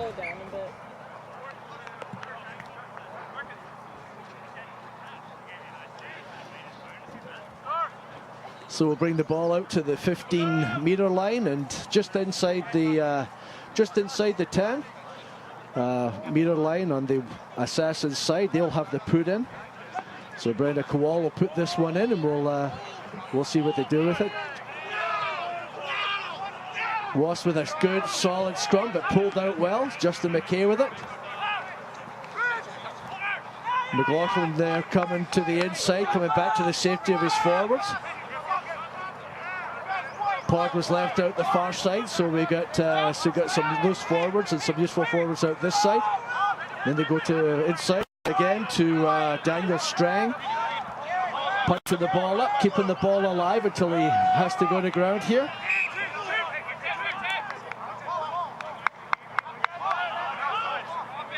And we're going to come back to the initial penalty, the hands-in call from the Wasps. Correct.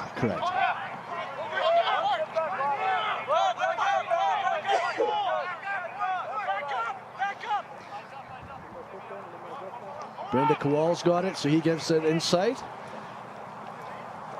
to Cole. Ball went back and then knocked forward, so Matt Harrison was able to recycle it. He's out on this side now, but they still lost the ball. Wasp with the recycle. Dennis Ing back out to Reed Abbott.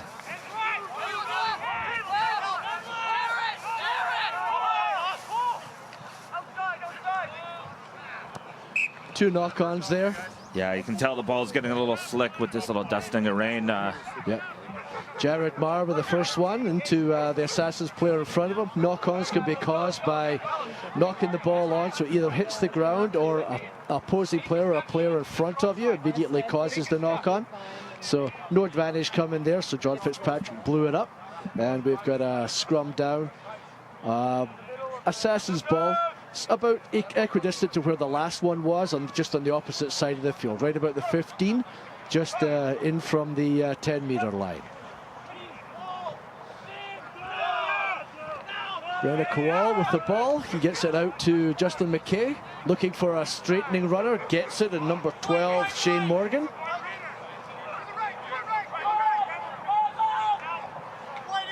Back inside to Strang.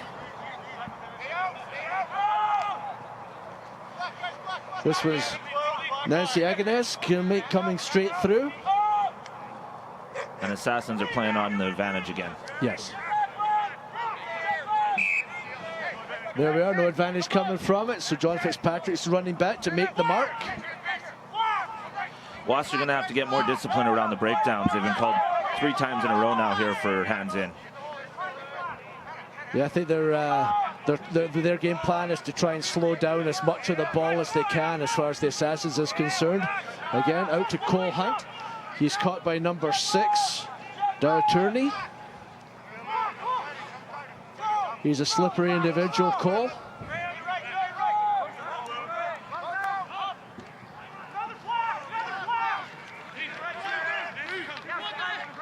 Jade Billington taking the ball on there, the number 6. Good continuity there. Into Matt Harrison again. And again with Tierney coming over the top, or Billington coming over the top. Interesting cap, big Jade Billington from New Zealand. He's only been in Canada for 5 weeks. Ryan Jones calling for the ball. He'll clear it into touch and set up an attacking platform further down the field for the Wasps to utilize. Still only 5-0 here in this game. Good close game.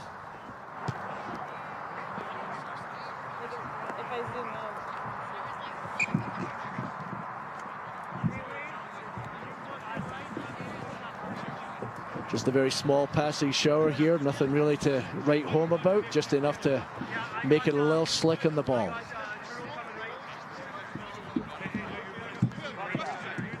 Soften up the ground for a couple of these big boys.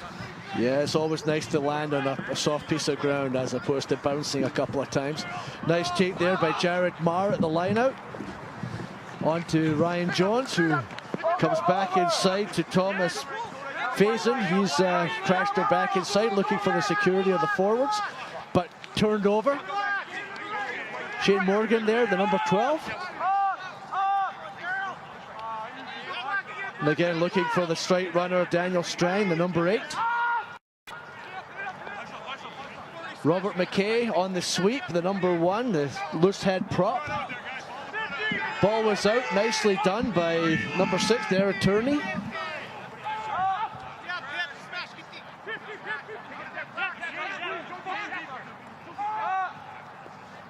Back inside again to Billington, who sets it back.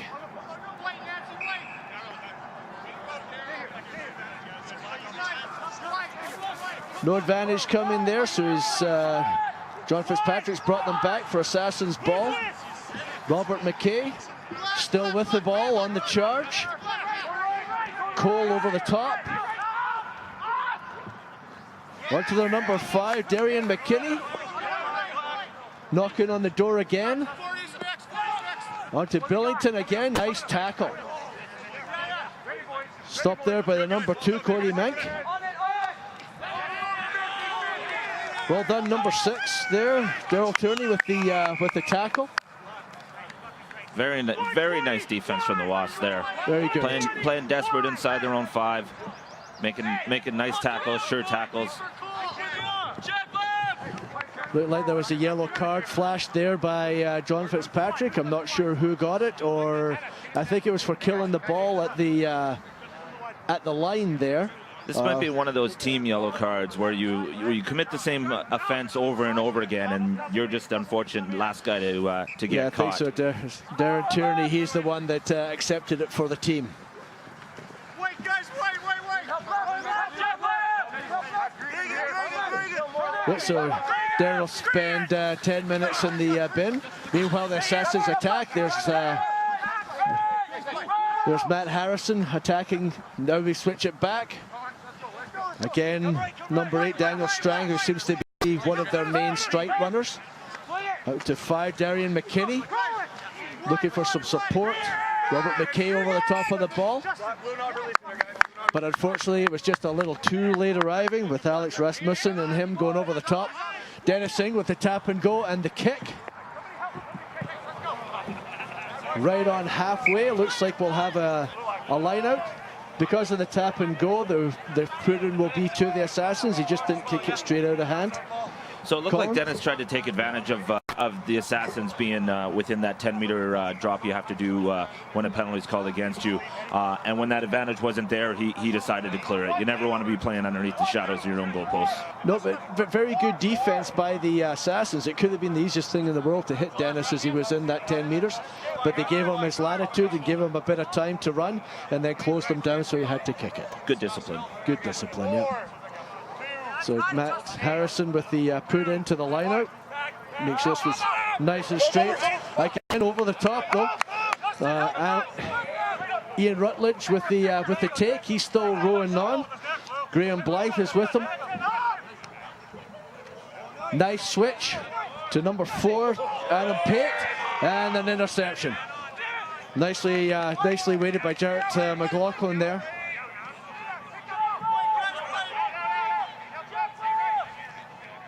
Again to Cole Hunt.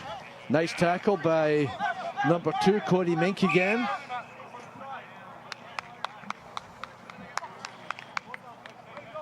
Most of the infractions from both clubs here are coming at the breakdown. It's something they're going to have to clean up moving forward, or the next assassin that comes in from the side might be joining our friend in the bin.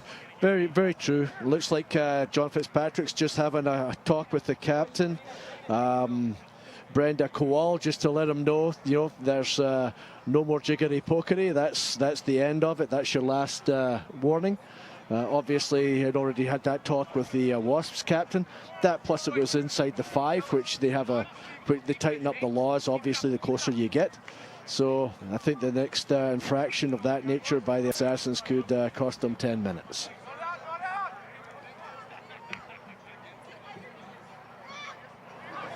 Again, Ryan Jones finding touch with the kick.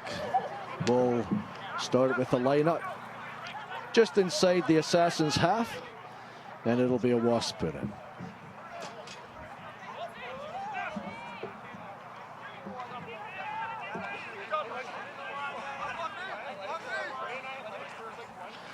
Cody Mink putting the ball in the far side there.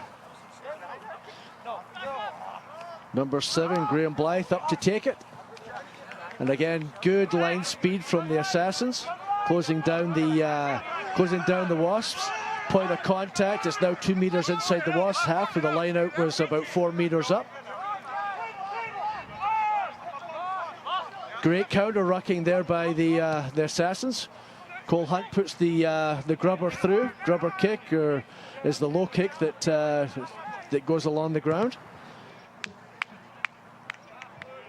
Silas Ponlack, he's the winger on the far side. He's the one that put the kick into touch. Just up to about the 10-meter line, and we'll have a line-out Assassins ball on the attack. Yeah, nice little game of ping pong there. Cole Hunt trying to get them pinned inside their own 5-meter line there, but a nice clearance kick from our winger to bring us back basically where we started. Yeah, Silas did quite well there, kicking off his left foot. Dennis Ing pulls it out. First straight runners, Jared Marr, so he takes it up, looking for support. It comes out. Double miss. To Alex Hanna, looking to get into the action.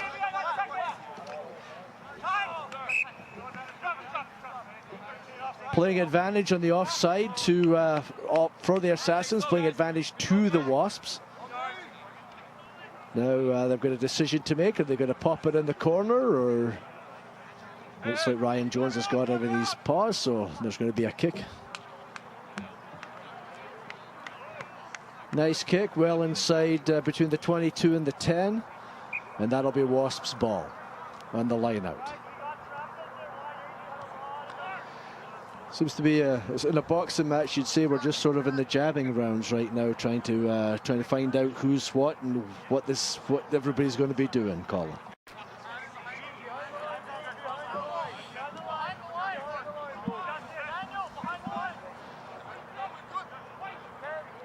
Once they get it all figured out, then it might open up a little bit. Line out well taken there by Jared Marr.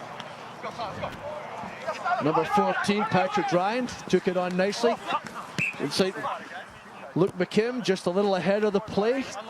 So Patrick Ryan with a forward pass there. So we're going to scrum it down right on the 22 on the Assassins half. Assassins ball. And it's going to be inside the 22, so they'll have the chance to kick it straight to touch if they choose to do so. Not usually a tactic from the Assassins we see is that clearance kick, but when you're pinned inside your 22, sometimes the tactics change, especially in a tight five-point game right now. Wouldn't be surprised if they choose to find touch. But they're setting up wide for the run. Lots of options for Justin at number 10 right now. That's right. Justin's he's a live wire, so you just never know what he's going to do with it.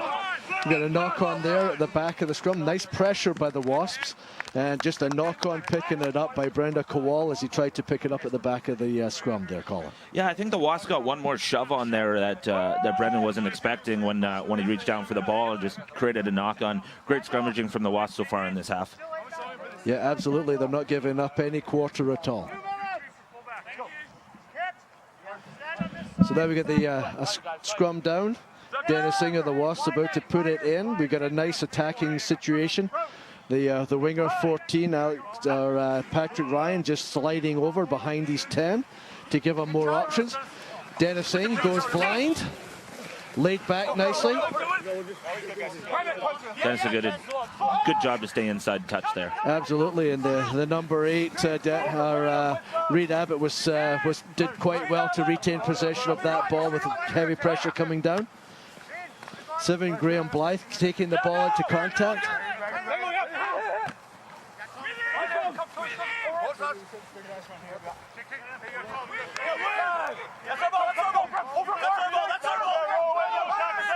Going through the phases here. Oh, and it pops out the other side. Nicely stripped by the number 9. And it just sneaks into touch. Luke McKim looking to maybe take advantage of that situation there, but they'll take the line out just inside the Assassins' half. Good work at the breakdown there by the loose forwards from the Assassins, because it looked like it was well set up by the Wasps. Yeah, well set up. They were with about 2 minutes left in the half. That try could have been devastating. Quick tie game going in the half, but excellent play at the breakdown from the Assassins. Get it out to Pitt, who popped it through and got us back to half here. Yep. That's a bit better. Hit the mark that time. Little lower pass, but nicely picked up by Ryan Jones. Thomas facing there with the ball, but accelerating into contact, looking for some help. There we go. Number 1, Ian Rutledge taking the ball into contact there. Produced. There's Dennis. Putting it out to Graham Blythe. Number 7. Turnover there by the Assassins. Good work at the breakdowns. We had a lot of good work at the breakdown by both sides in this half. A bit edgy because we've had a few penalties there as well, but now we get Brenda Kowal there taking the ball up, distributing it. Goes back inside to Rutledge, out to Justin McKay. Nice tackle by Patrick Ryan. Puts the ball down. Knocked on in the tackle. And that's the Simbin player, number 6. Turney coming back onto the field. He spent his 10 minutes in the bin. Very little time left on the clock, I think, in this half. We've got scrum down here, Wasps ball. Knock on in the tackle by the Assassins.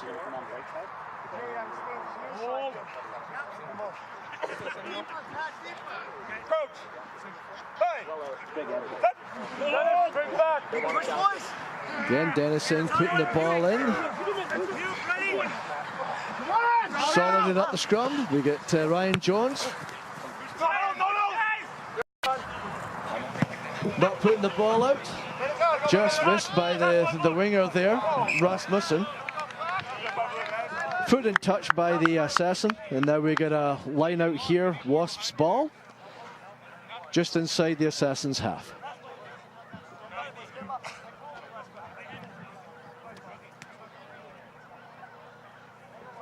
Beautiful evening for rugby here at Maple Grove Rugby Park.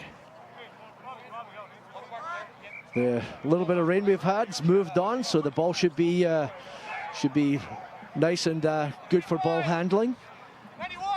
Again, Cody Mink putting the ball in. Here we go. We got a steal in the line out. Darian McKinney getting up. Midfield attack coming in from the Assassins. Brenda Kowal taking the ball out to Cole Hunt.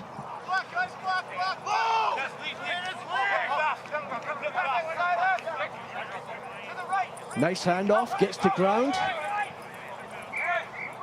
And again, out to Robert McKay. Crashes the ball up. Justin McKay with the ball, accelerates into the gap. Half through, held, but given the ball. Playing advantage for a forward pass. We've got a scrum down, Wasps ball. Got a few errors creeping into the game. Maybe just a little bit of a slickness left in the ball after the rain. There's a few handling errors. And also a couple of forward passes. Just a few guys over-eager trying to get onto the ball. Or the guy carrying the ball just that little bit late in the delivery.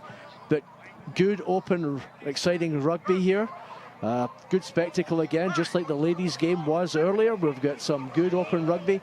Not as high scoring in the men's game, but we're definitely giving the crowd their money's worth.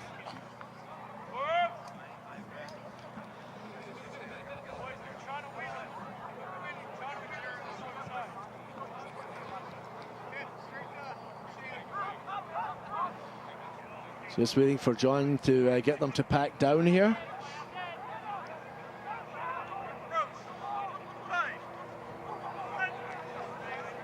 Dennis and Ryan Jones for early push, early push and engage. So we got a free kick to the Wasps.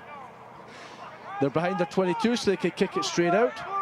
If they do that, the Assassins will get the put in. So there we are.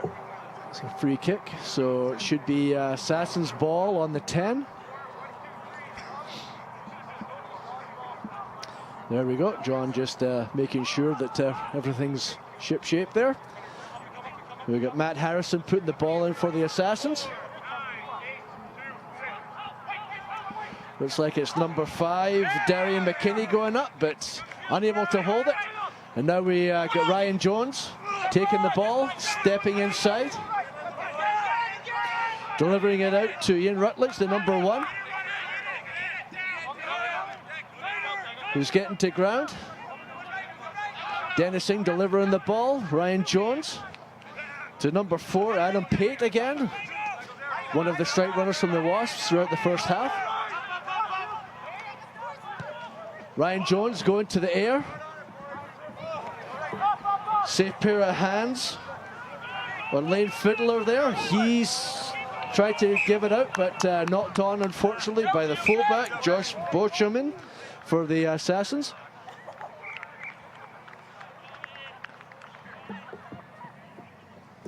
Looks like we're going to have a scrum down, but we've got an injured Assassin on the play.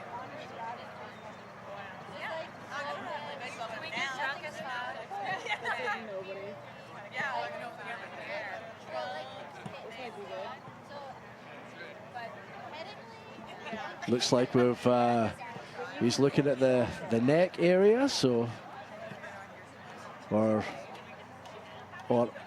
upper shoulder area.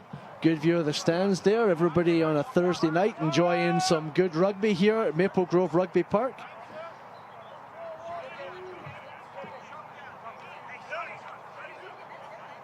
Now we're going to pack down here. Restart the game. Very little time left in the first half.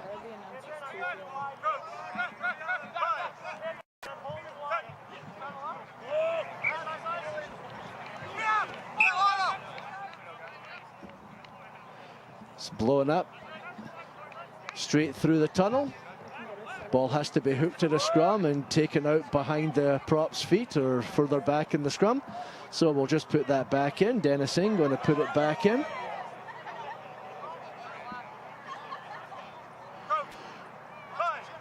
Looks like we've got Darren McKinney back in the game here. Hooked by the Wasps out to Jared. Now we get Luke McKim, the fullbacks, coming into the line.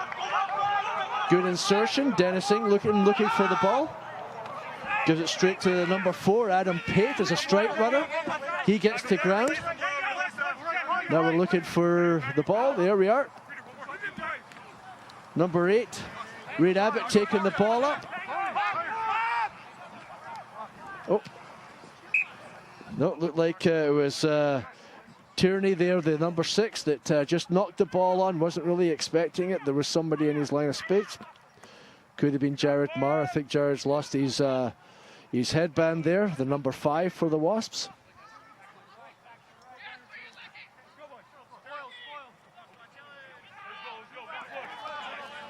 So we'll scrum it down. Assassin's ball.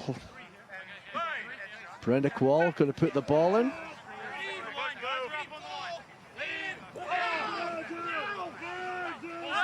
There we are, out to Justin McKay.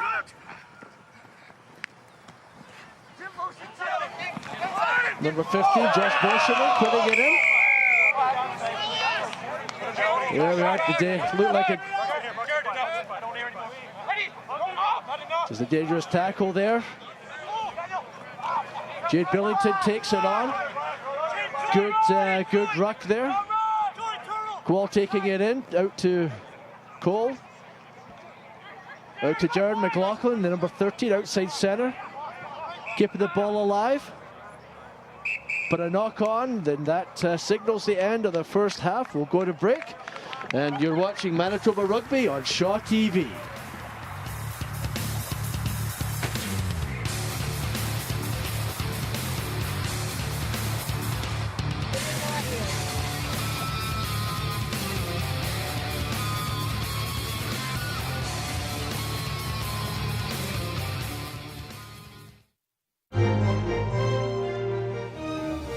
The Peregrine Falcon Recovery Project of Manitoba's Nest Box cameras are now streaming live at shawtv.ca/FalconCam. The live feed is also airing right here on Shaw TV Channel 9 every morning from 6:30 till 7:30 a.m. and on Sundays 6:30 till 9:30 a.m.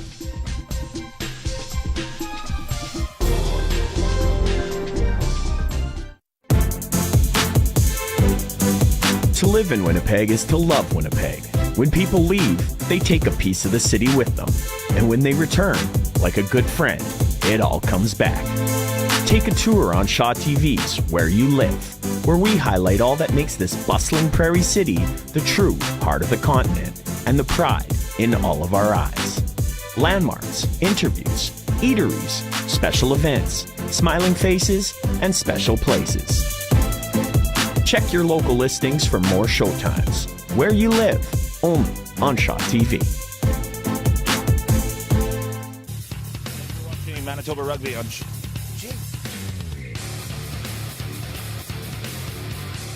Thank you for watching Manitoba Rugby on Shaw TV. I'm joined by the head coach of the Wasps Rugby, Matt Lind. Fantastic first half. 5-0. You're down 5-0. What do you have to do to come back in the second half? Just continual improvement. It's that simple. The Assassins are an excellent club. They've continuously improved year over year, and for us it's just going to be simply execution. Just remember what we've been practicing and executing. Well, already got a compliment from the opposing coach. I'd like to invite in Ryan Braun, Trucker, the vice president of the Assassins side. As mentioned, been a fabulous team, club, 3-year defending champion. Only up 5 here in a really tight match. What do you need your boys to do to finish it off? We just need to keep controlling the ball in the second half. The strength of our team is our fitness and our ability to control the rucks and phase after phase rugby for these guys out there. So second half, we just have to continue rucking and work the forwards and get out to the backs at the end. Perfect. Thank you, Ryan. Thank you, Matt. Thank you to all of you watching Manitoba Rugby on Shaw TV.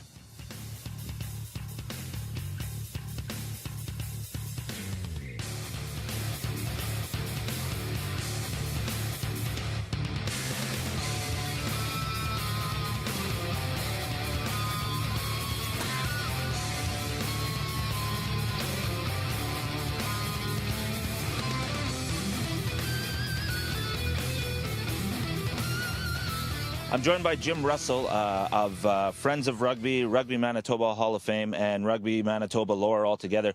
Jim, thanks for joining us. Just tell us a little bit about what Friends of Rugby does for the fabulous Manitoba rugby community. Well, Friends of Rugby was basically it's a vehicle to raise money that goes to supporting various development programs for rugby in Manitoba. Lots of programs have benefited from the Friends of Rugby, provincial programs, traveling kids, and even our park here at Maple Grove. So we thank you for all your efforts at Friends of Rugby. Annual golf tournament goes a long way in that. This year you were able to announce a few names going into the Rugby Manitoba Hall of Fame. Tell us quickly what the Rugby Manitoba Hall of Fame entails.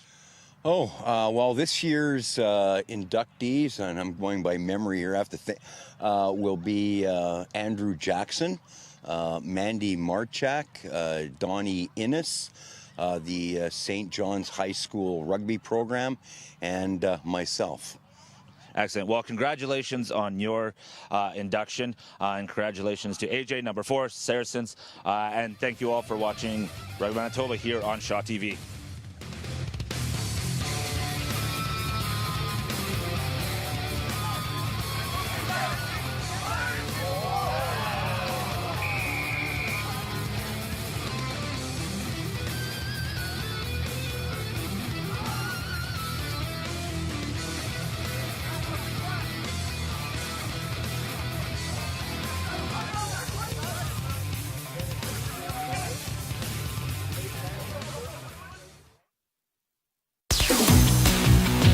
Stay gold this summer as the boys of bat, base, and ball return on the Goldeyes Extra Innings Show, airing daily on Shaw TV, Channel 9.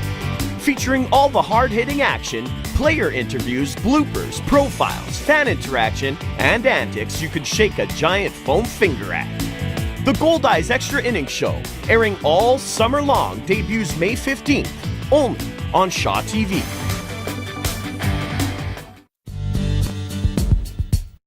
An ancient discipline originating in India has made its way to Manitoba. Start each of your mornings out on the right 2 feet and hands as we join local yogis and practice in a variety of breathtaking locales our province has to offer. Yoga by Nature airs daily at 6 a.m. on Shaw TV.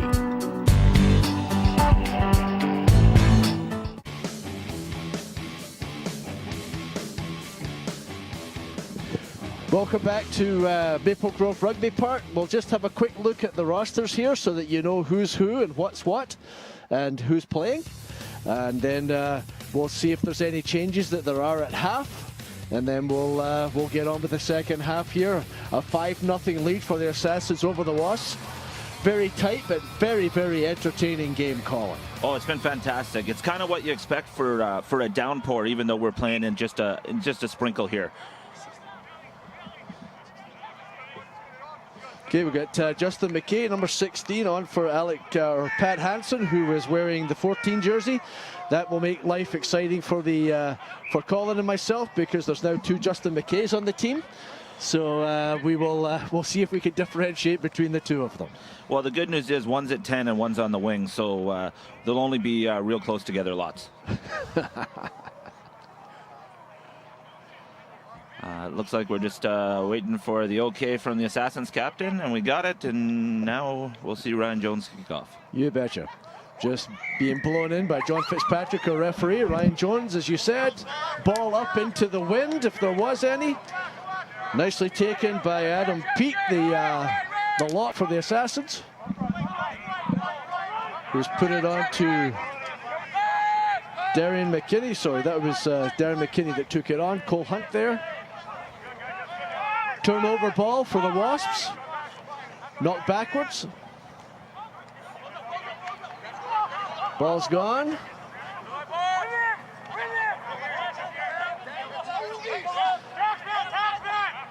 Yeah, Dennison digging it out. Gives it to Ian Willem. Dennison, the slippery guy that he is, taking it on. But a knock on just in the pickup there by the Wasps. Dennis Singh tried the 50-50 pass, but it was just knocked on. Yeah, Dennis is a dangerous player around those fringes. Talking with Ryan Braun, the Assassins vice president at the half, he said their strength is really at the rucks, and they haven't shown it in the first half, so he's hoping they can make that improvement there. Yeah, they seem to they commit to the breakdown very well. The Wasps are trying to match them. Sometimes it's a little edgy. That's why we had the 1 yellow card and the last warning for the Assassins in the first half. You know, everybody's got to play on the edge when it comes to the breakdown, Colin. You got to be on the edge, because that's when you're smashing, bashing, grabbing, and hacking and clawing. And there's a good advertisement for rugby right there. That'll do our class of 2017, the World of Good for recruitment. Exactly. Well, you're clashing, bashing, and thrashing. It's all done very safely. Yeah, absolutely. Because safety is the first thing when it comes to rugby. Realistically, we're world leaders in concussion protocol and all of these types of things. So it may look pretty barbaric out there, but it is actually one of the safer sports to play. Pulled out by Kowal of the Assassins to Justin McKay, number 1, to Shane Morgan, and then he hits number 11, Silas Conlick. Conlick? Oh.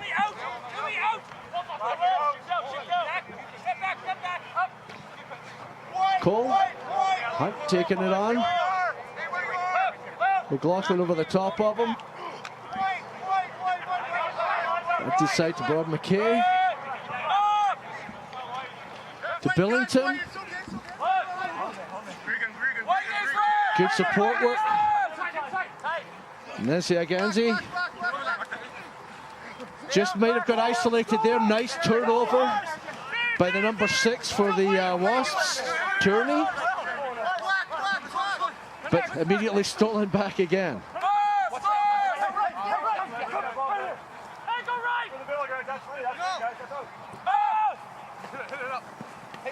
Cole Hunt again, taking it to ground.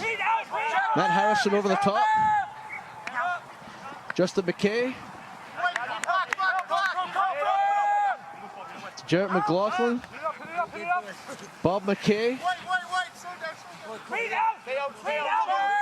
Ged Kowal coming in, taking it. Good perimeter defense though by the Wasps. Daniel Strang taking it on, the number 8 with a good solid run. They're keeping it nice and tight here. Just on the Wasps goal line.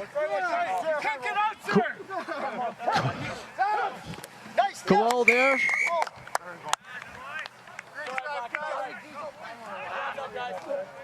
And a nice try there scored by Matt Harrison, the number 2 for the Assassins. Yeah, nice setup from the Assassins. The Wasps had a chance. They did pinch the ball, but I don't think any of his teammates realized noticed. It. So the Assassins went in and took it right back and kept it tight, as you mentioned. Nice tight ball. Weren't really panicking around the goal line. Able to get it back to the strong Matt Harrison to punch it over for those 5 points. That's right. They were working it left and right, taking out the sort of perimeter defense either side of the ruck, and then finally they ran out of bodies sort of on the blind side here. So Matt Harrison was able to go in, nice low body position and a nice drive over. We've got Daniel Strang here, the number 8. He's going to try the convert. Very still now, no wind at all.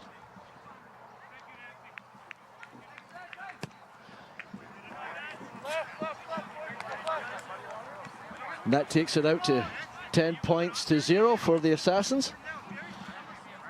Early in the second half here at Maple Grove Rugby Park.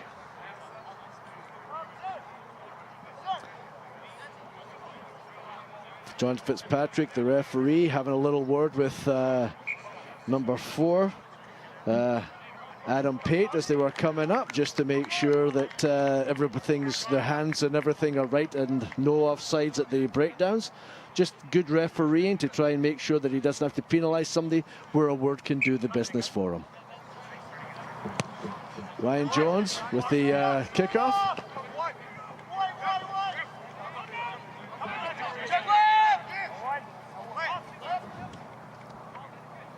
And it's Billingsley who's broken it out to the far side there. He went out to the blind side.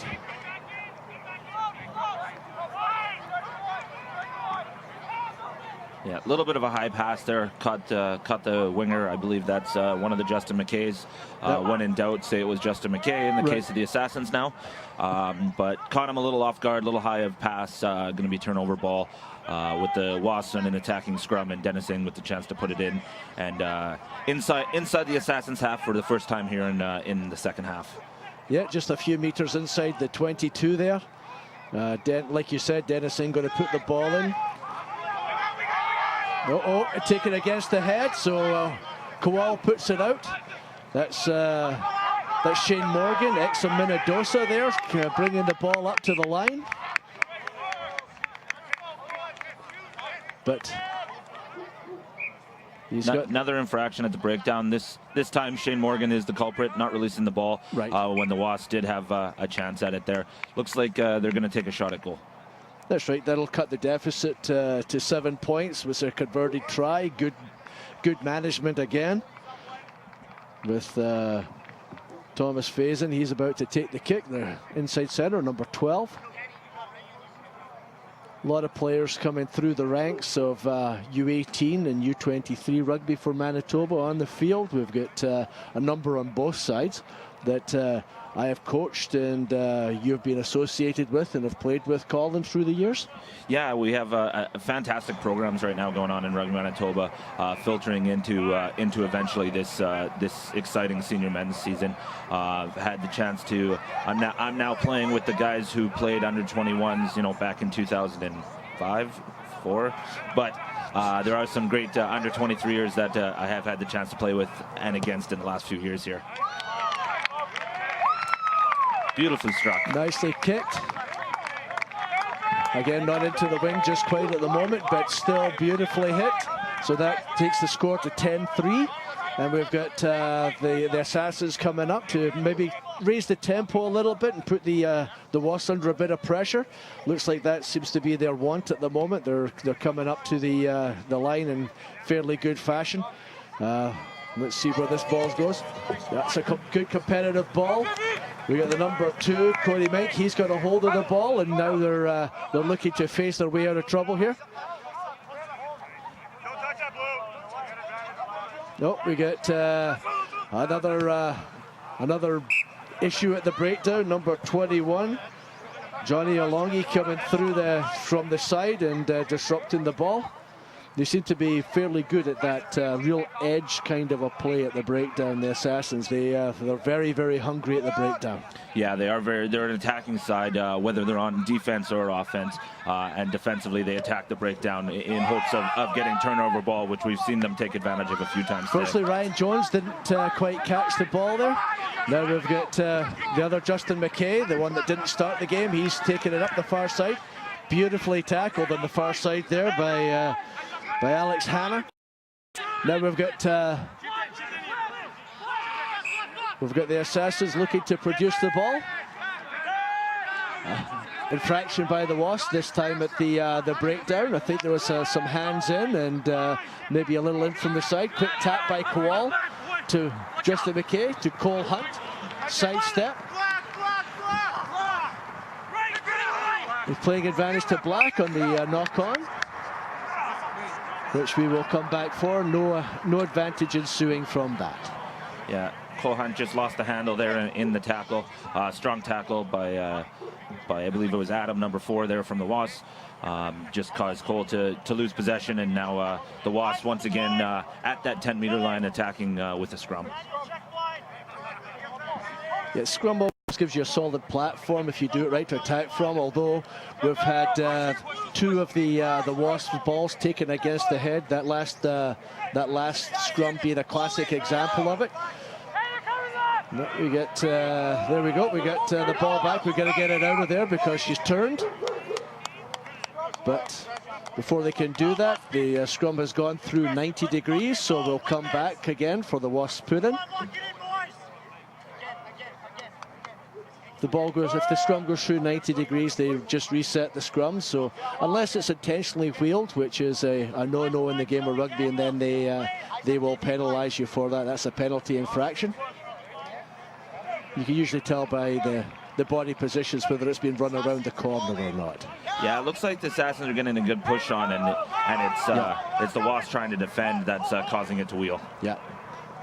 Oh, just a bit of a loose pass there. Back to Ryan Jones inside. Looks like he's going to get scragged there. Nice offload, but ball still alive to number 4. Adam Pate back inside, but pretty isolated. They're pretty isolated there, but nicely done.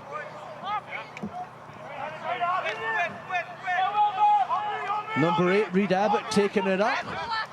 Back to Ryan Jones again. Oh, a little bit of pressure there. We're going to knock on that John's just going to blow it down for. Looks like the number 1, Ian Rutledge, about to take it on again, but the man from the defender from the Assassins was right there and just applied the pressure and caused the knock on. Yeah, a lot of big hits happening at the breakdowns, almost causing when you do have that ball, you get have that second thought and causing a few knock-ons from both sides at this point in the game. Yeah, like there's only what 10 points scored in this second half, but things are starting to open up a little bit. People taking more chances, maybe with an offload where they would have tried to phase it out in the first half, and now we're starting to play some nice open rugby. Kowal out to McKay, doing the end around, out to his namesake out in the wing. It looks that way.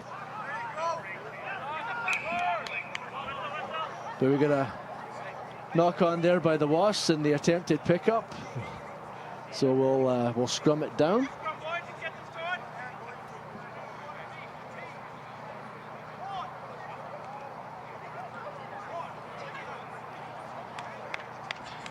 Yeah, the Wasps are going to have to try to lock out their scrum here. They were having a good time in the first half, even pushing the Assassins around a little bit. But this second half, the Assassins come out. Whatever they needed to sort in their scrums, they did at the half because they were giving the Wasps a good shove, and it's time for the Wasps to respond.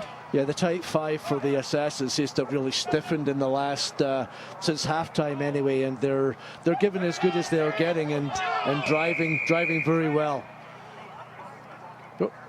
Early shove, unfortunately, by the Assassins there, so that'll be a free kick, Wasp ball. Free kick obviously can't be kicked straight into touch because you lose possession and yardage. So we're going to tap and go here by Dennis Singh. To number 3, Ian William.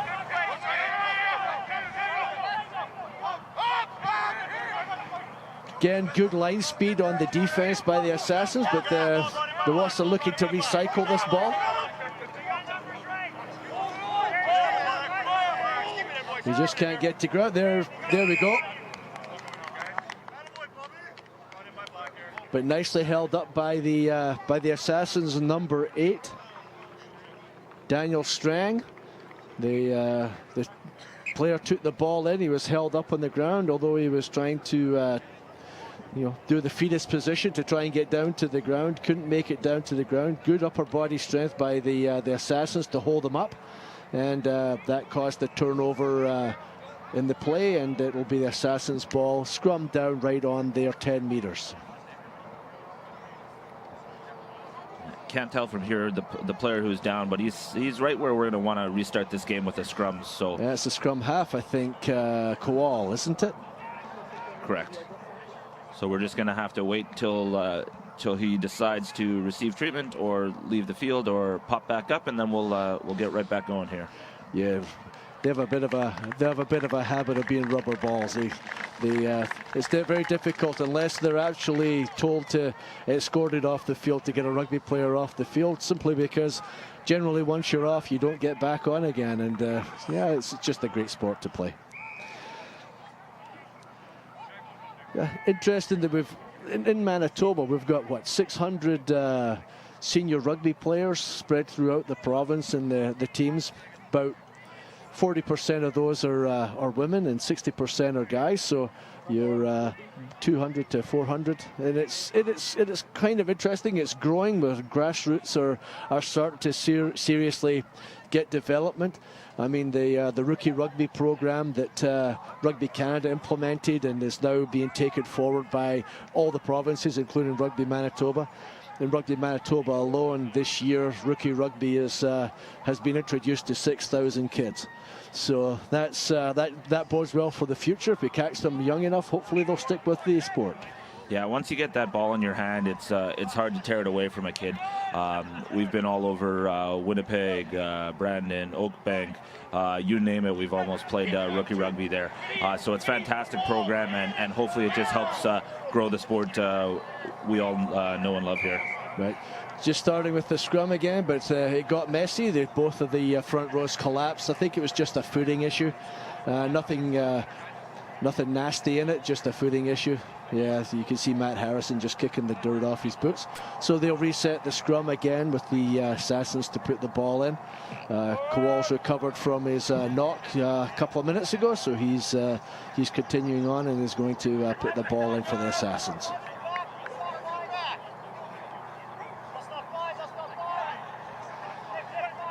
You can hear the communication going on both the defensive side and the offensive side. Nicely in, but straight out the back. Under pressure from Dennis Singh, but there's McLaughlin coming nicely in. He's a difficult man to put down, but eventually they get him right around the 10. Again, Strang taking the ball on. Kowal looking for it. Number 8's come right through the... I thought he came through the middle, but we're...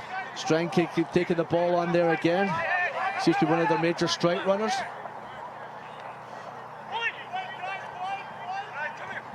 Getting to ground. There we are. Oh, knock on there by Kowal as he went to pick the ball up. But they're playing. But Fitzpatrick was playing advantage. We're coming back to that penalty where the Wasp player, number 8, did come through straight, but then he lost his foot and had his hands on the deck, and John was able to pick that one up and award the penalty to the Assassins. Okay. So we start with a tap to McKay. That's to Billington. He sets the ball up. Again, Kowal pulls it out to Strang. Knock on from Strang, though. Nice hit by the number 7. Blythe from the Wasps to dislodge that ball. So now we'll scrum it down with the Wasps taking the ball in. Yeah, once again, another big tackle, creating that knock-on. You don't always have to turn over the ball at the breakdown. Sometimes you can just do it with a big hit. That's right. And it's amazing what pressure does. It just... It takes away the concentration a little bit, and then you're sort of looking for the offload or looking to where you're going to go before you actually get the ball in your hands, and that could cause a knock-on or the fumble, and that's as good as a breakdown turnover. Yeah, in this game, the worst decision is indecision. Yes, absolutely correct. If you're going to make a mistake, make it a glorious one. Dennis Singh gets the ball out. Back inside to Alec Hanna. Well, I think we said all we could about a tackle causing a knock-on and the advantages it has and how it happens. So got another one there. Looked like Jared McLaughlin got a hit in, forcing another one. So we're back in a scrum situation. Actually, it goes from Wasp hands to Assassin's hands on the exact same play. Yeah, just right outside the 10. Usually it's the forwards that might accidentally knock it on a really cold day so they can all get together and warm up in the scrum, but I don't think that's the case today. I think it's a little bit of moisture with the dew coming down on the ball, making it just that touch slippy, plus the heaviness of the hits are having an effect. Dummy runner there, Justin McKay, but he's missed it, and we're off to the races there.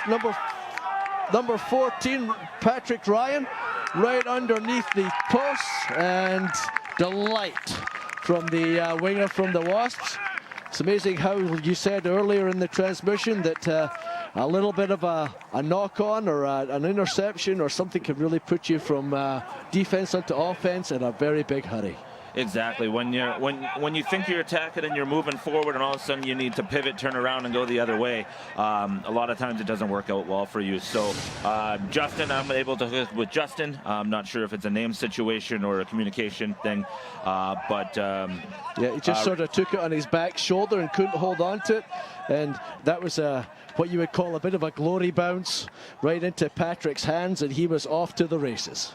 Yeah, that's one of those ones where you pick it up and you start running and you just hope no one's going to catch you because you're not looking back. No, there's no point in looking back when you can just put the foot to the floor and hit the accelerator and scream towards the opposition's line.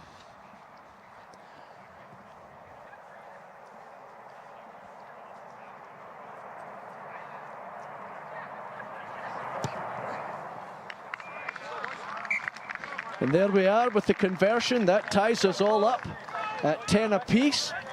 We've got two unconverted tries by the Assassins to a penalty and a converted try from the Wasps. So you do the math and it's a tie game. Whole new ball game. Absolutely. Yeah, we've this is really sets it up quite nicely for the balance of the second half. And now we've got the number 8. Daniel Strang, he's going to kick it. That's a nice contestable ball. Well done. Knocked on by the Assassins, Matt Harrison, but he really, or sorry, number 5, Darian McKinney, but he had the chance to took the ball, but now we're spreading it wide. Just a little bit high there from Dennis Singh to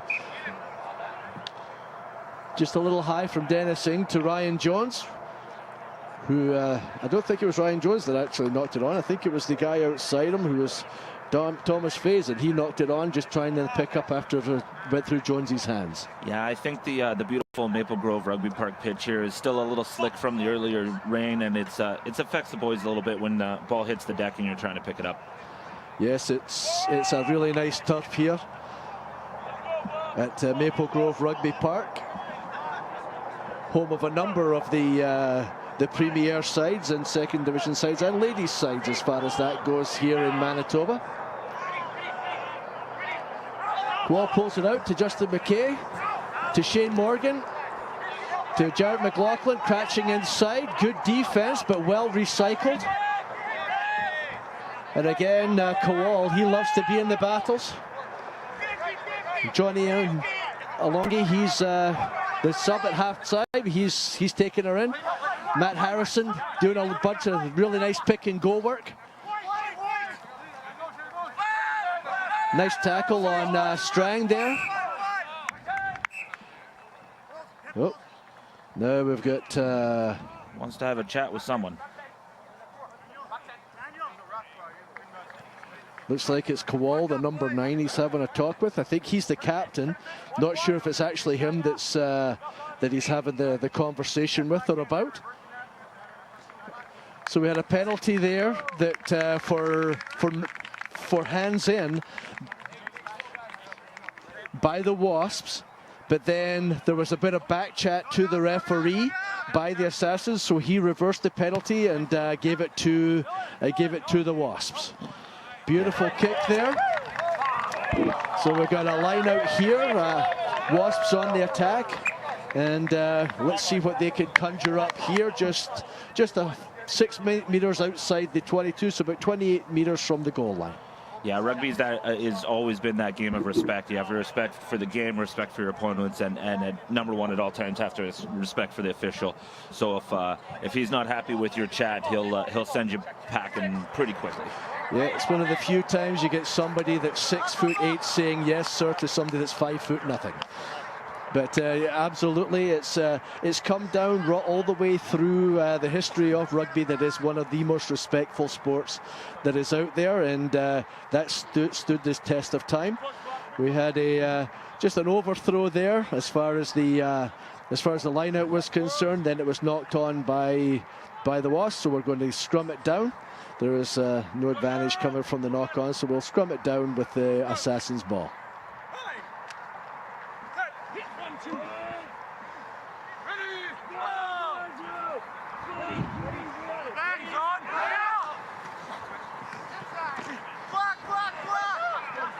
Again, Jared McLaughlin doing the hit up And the ball's coming out now. Strang dished it on to a second runner. Okay. We got Alonji there taking the ball into contact. Good recycling here by the Assassins as far as phase play is concerned. Looks like it's going to be Billington taking it on, making those nice yards. It's going to be pulled out by Kowal. Give it to Robert McKay. Wonder if they're all related. Justin McKay there to Shane Morgan. Shane Morgan unfortunately knocks it on. So we'll have a midfield scrum just between the 22 and the half. Wasps ball. Again, tie game here, 10-10. So we're in for a real grandstand finish. Can't have the scrum yet. Tight head prop. Ian Williams down, so he's going to get some treatment, and then we will see if we can restart the game. Yeah, you hear a few slaps and a few squishes and splats out there. That field's getting kind of wet. We got that ball's getting wet. Guys are slipping out there. So really have to little extra concentration when you're catching that ball, making those passes, and making those little side steps, both offensively and defensively. Right.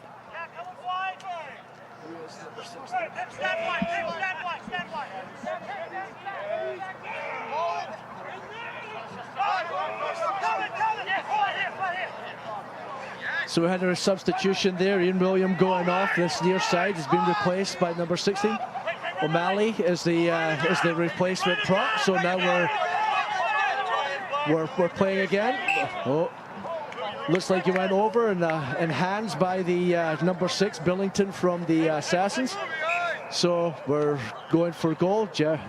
Captain of the Wasps has said we will go for goal here. See if we can't get Thomas Faison to stroke it through, and then they'll have the upper hand for the first time in the game. Yeah, similar kick to his first shot at goal. About the same distance, just trying from the other side. First one from the left, now from the right.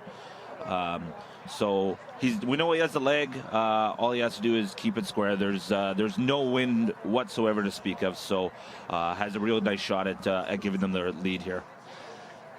Thomas Faison, he's about to give it the ride. Torpedo style kicker. Much the same as you. Exactly the same. It gives you more control and doesn't really cut down on your distance.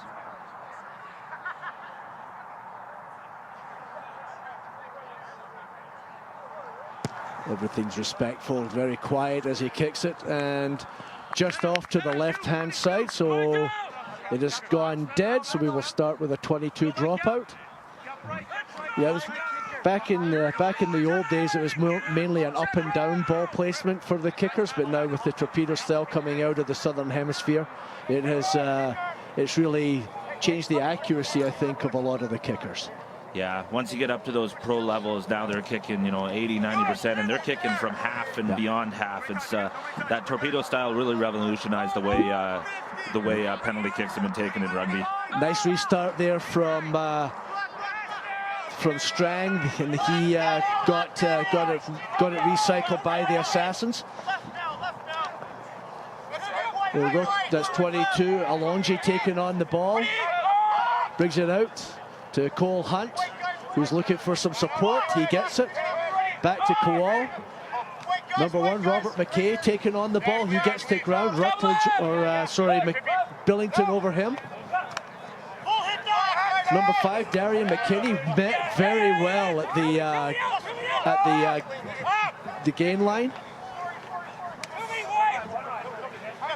Lane Fiddler, the winger from this side, taking it on. Now Justin McKay. Winger was up on the far side, tried to put it back. Luke McKim goes back, the full back for the Wasps. Kicks it up the wing. Tries to keep everything, keep it in the field of play. Good coverage.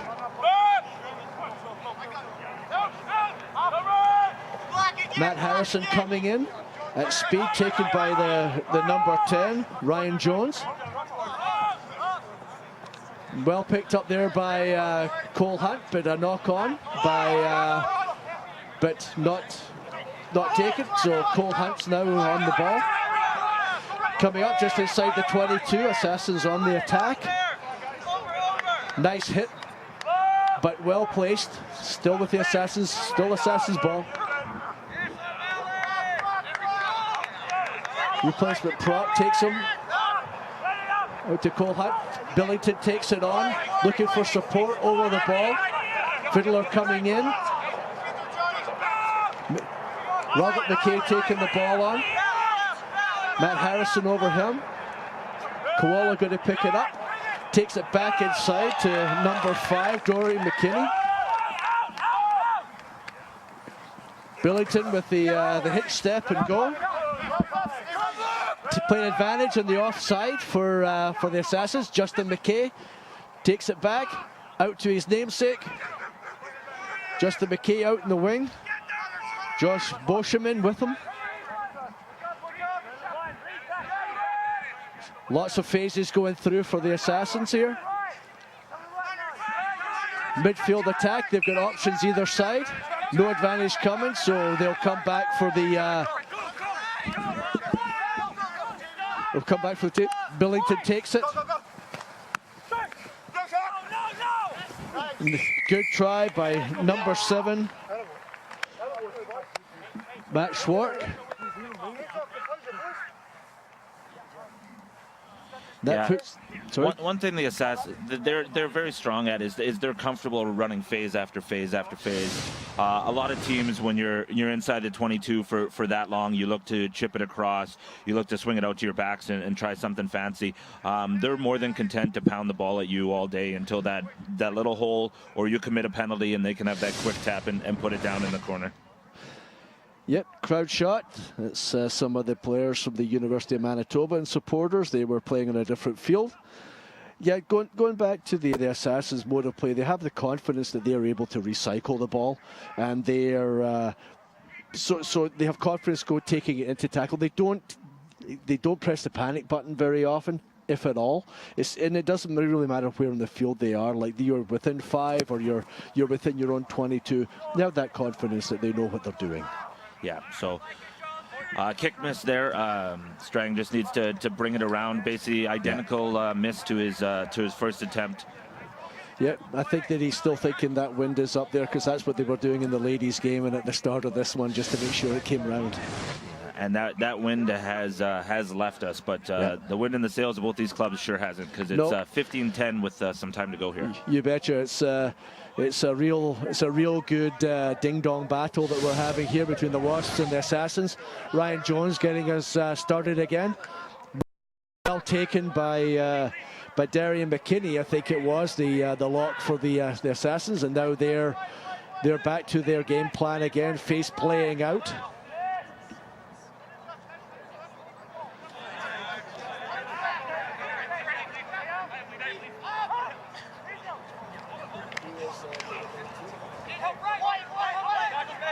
So they're face playing it out. Like you said, they don't kick it an awful lot in defensively. It's mainly tactical kicking. Now they're going through the phases for there's Robert McKay again, the number 1, sets it up. Good support play again by the Assassins, but the Wasps are recycling their defense quite well and coming up, because there's Billington there. He's about to nice offload though.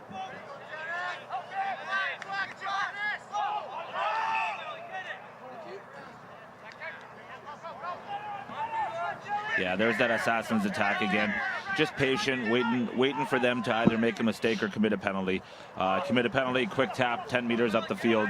A little bit of a missed pass here, but let's see how they can recover. Jared McLaughlin cleaned it up nicely, but put under pressure, and the Wasps are needing to apply the pressure continually here, so that they form the turnover, down by 5 points here in the second half. Again, Matt Harrison punching the ball up there, making the gain line. Number 8, Daniel Strang again. Out to Cole Hunt, who unfortunately kicks it, but Good positioning by Luke McKim, and then he unfortunately kicks it out on the full. Bit of a mental error there by Luke, but that'll give the Assassins that put inside the Wasps 22 just about 14 yards, 15 yards inside the half. Yeah, that kick from Cole Hunt came flying at Luke so fast. I think he looked up, saw the 10-meter line, thought it was the 22, and sent it directly into touch. Yeah, because it came barreling down his throat at a great rate of knots. Yeah, there was no arc on that kick. No. So we got Matt Harrison putting the ball in for the Assassins here. Again, the overthrow. And Dennis Singh grabs it, nicely dished off. That's Hannah, the outside centre, taking the ball up, needing to get to ground. Does that nicely. Dennis Singh again.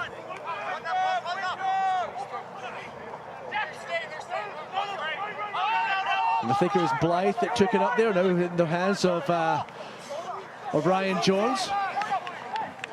Justin McKay, number 1, gets a hold of him, brings him to ground. And again at the breakdown, it looks, I think the Assassins have got it nicely turned over, second man in. Yeah, Ryan Jones took a little step there, and I think he surprised both teams by gaining about 12 meters. Yeah, I think so. He's ran away from his support a little bit, which is easy to do when you make a break like that. Cole Hunt now on the charge. With over the top, Kowal takes him. And that's Alonji again. Looking to put it back to his side. Kowal to Billington. Good explosion off a back foot pass. Out to Matt Harrison taking the ball up. Darian McKinney over the top of him.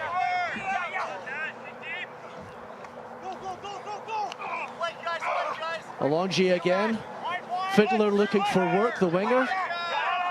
Coming in, Billington again. They seem to be real hungry for the ball, the strike runners for the Assassins, don't they? Yeah, they don't hesitate whatsoever when that ball's coming to them.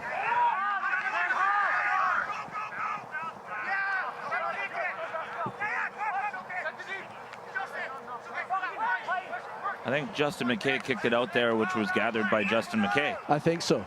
I think it was Justin McKay squared. It was. And the thing is, nicely weighted kick, kept it in the field of play. Now we think we got a knock on maybe by the second Justin McKay, and now we've got a scrum down, Wasps ball, just about halfway in between their 22 and the goal line. So by my calculations, about 11 meters out. Yep, and we'll have Bobby McKay scrum down for the Assassins, just so you understand what's going on. That's fantastic.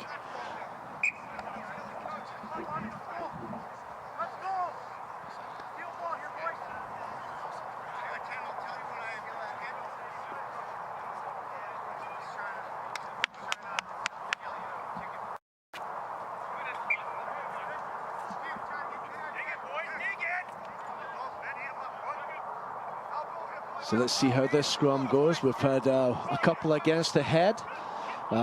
Especially the Assassins had that one glaring one in the second half. And looks like the pressure came on, and the ball came footering out the back, and Dennis Singh knocked it on. But now Kowal's got it straight into the reserve prop there for the Wasps. Now we've got them trying to phase it out. There's Robert McKay. Matt Harrison taking it on the blind side. They're getting close to the line now. Billington here, the Kiwi import that they've had, and they're bringing it back. There's Kowal digging in the ball, doing the dodge himself. Again, Robert McKay. Good ball presentation. Billington goes again. They need to recycle that ball, get everybody out of it. 21, sorry. Alonji has a dive at the line. The ball's right there, playing advantage. Blue knock on, so that'll be a scrum out at 5 for the Wasps. Good defense by the Wasps. Yeah, just absolute desperation as the Assassins continue to pick and slam and pick and slam, and the Wasps held them right up into the line and forced that knock on. Assassins might have got a little antsy on that last attempt for a pick. Yeah, I think so. They could see the pressure coming on a little bit. It was coming through the middle. There was good discipline by the Wasps. It would have been easy to come in from the edges, but they were coming through the middle. This is a situation where the Wasps are going to have to dig in seriously, and Cole Hunt's going off. They're going to have to dig in here on this scrum. They've been going backwards a little bit, putting pressure on the scrum half at the pick-up at the back of the scrum, Colin. Yeah, it's always scary when you're a number 8 and you're standing on your own goal line in a scrum. You want to get that ball out clean, set up a nice platform for your scrum half to either choose that box kick to clear it or ship it off to a clearance kicker. Right. Looks like they're solid at the back. Nice delivery. Oh, they're going to have to run it. Yeah, it looks like it was taken back, and that's full time. Full time, so we have a 15-10 Assassin victory. And we'll go to break. You're watching Manitoba Rugby on Shaw TV.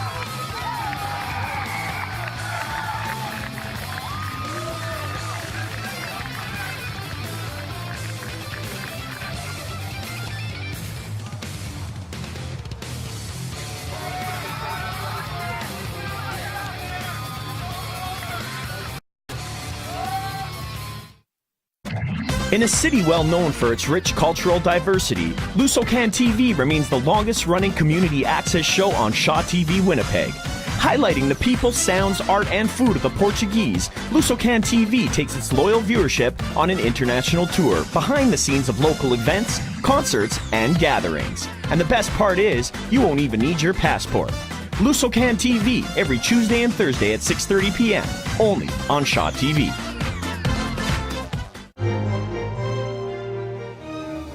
The Peregrine Falcon Recovery Project of Manitoba's Nest Box cameras are now streaming live at shawtv.ca/FalconCam. The live feed is also airing right here on Shaw TV Channel 9 every morning from 6:30 till 7:30 a.m. And on Sundays, 6:30 till 9:30 a.m.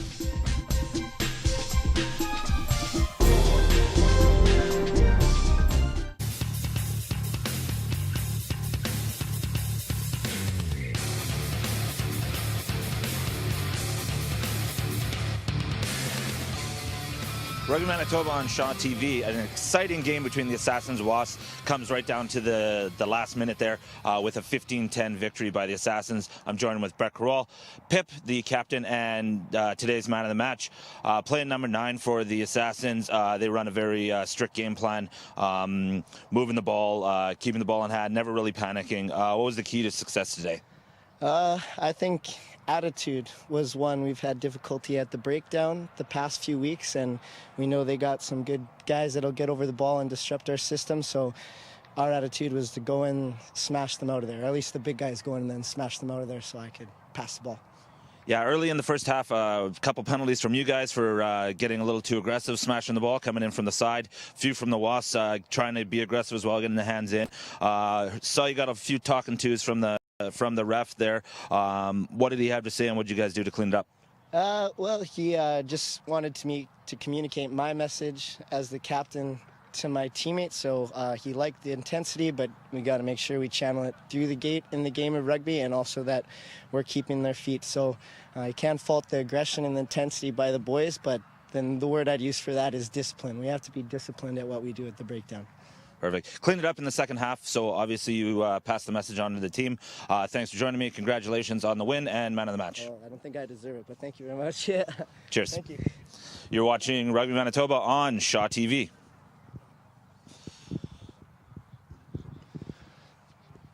Finish her off. Oh, we can just go. This brings to a close our rugby broadcast from Maple Grove Rugby Park. I'd just like to thank Colin Fraser, my colour commentator. He kept me on the straight and narrow, and all of the people here at the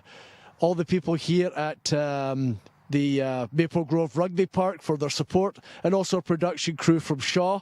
That was they did a really good job, and I would like to thank everybody for coming out. And if you want to try rugby yourself, you can go to the Rugby Manitoba website, www.rugbymanitoba.com, and regardless of what age or level you're at, we can find somewhere where you can play rugby. Thanks very much and have a great night.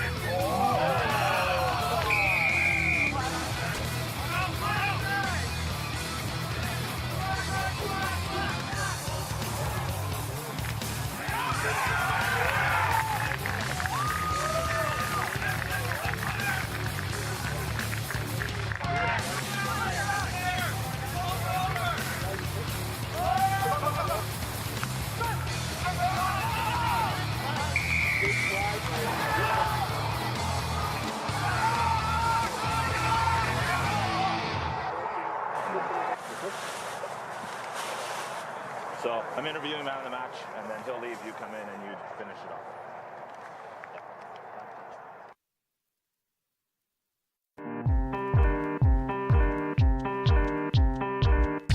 We're there to bring it home. Shaw TV, your local voice.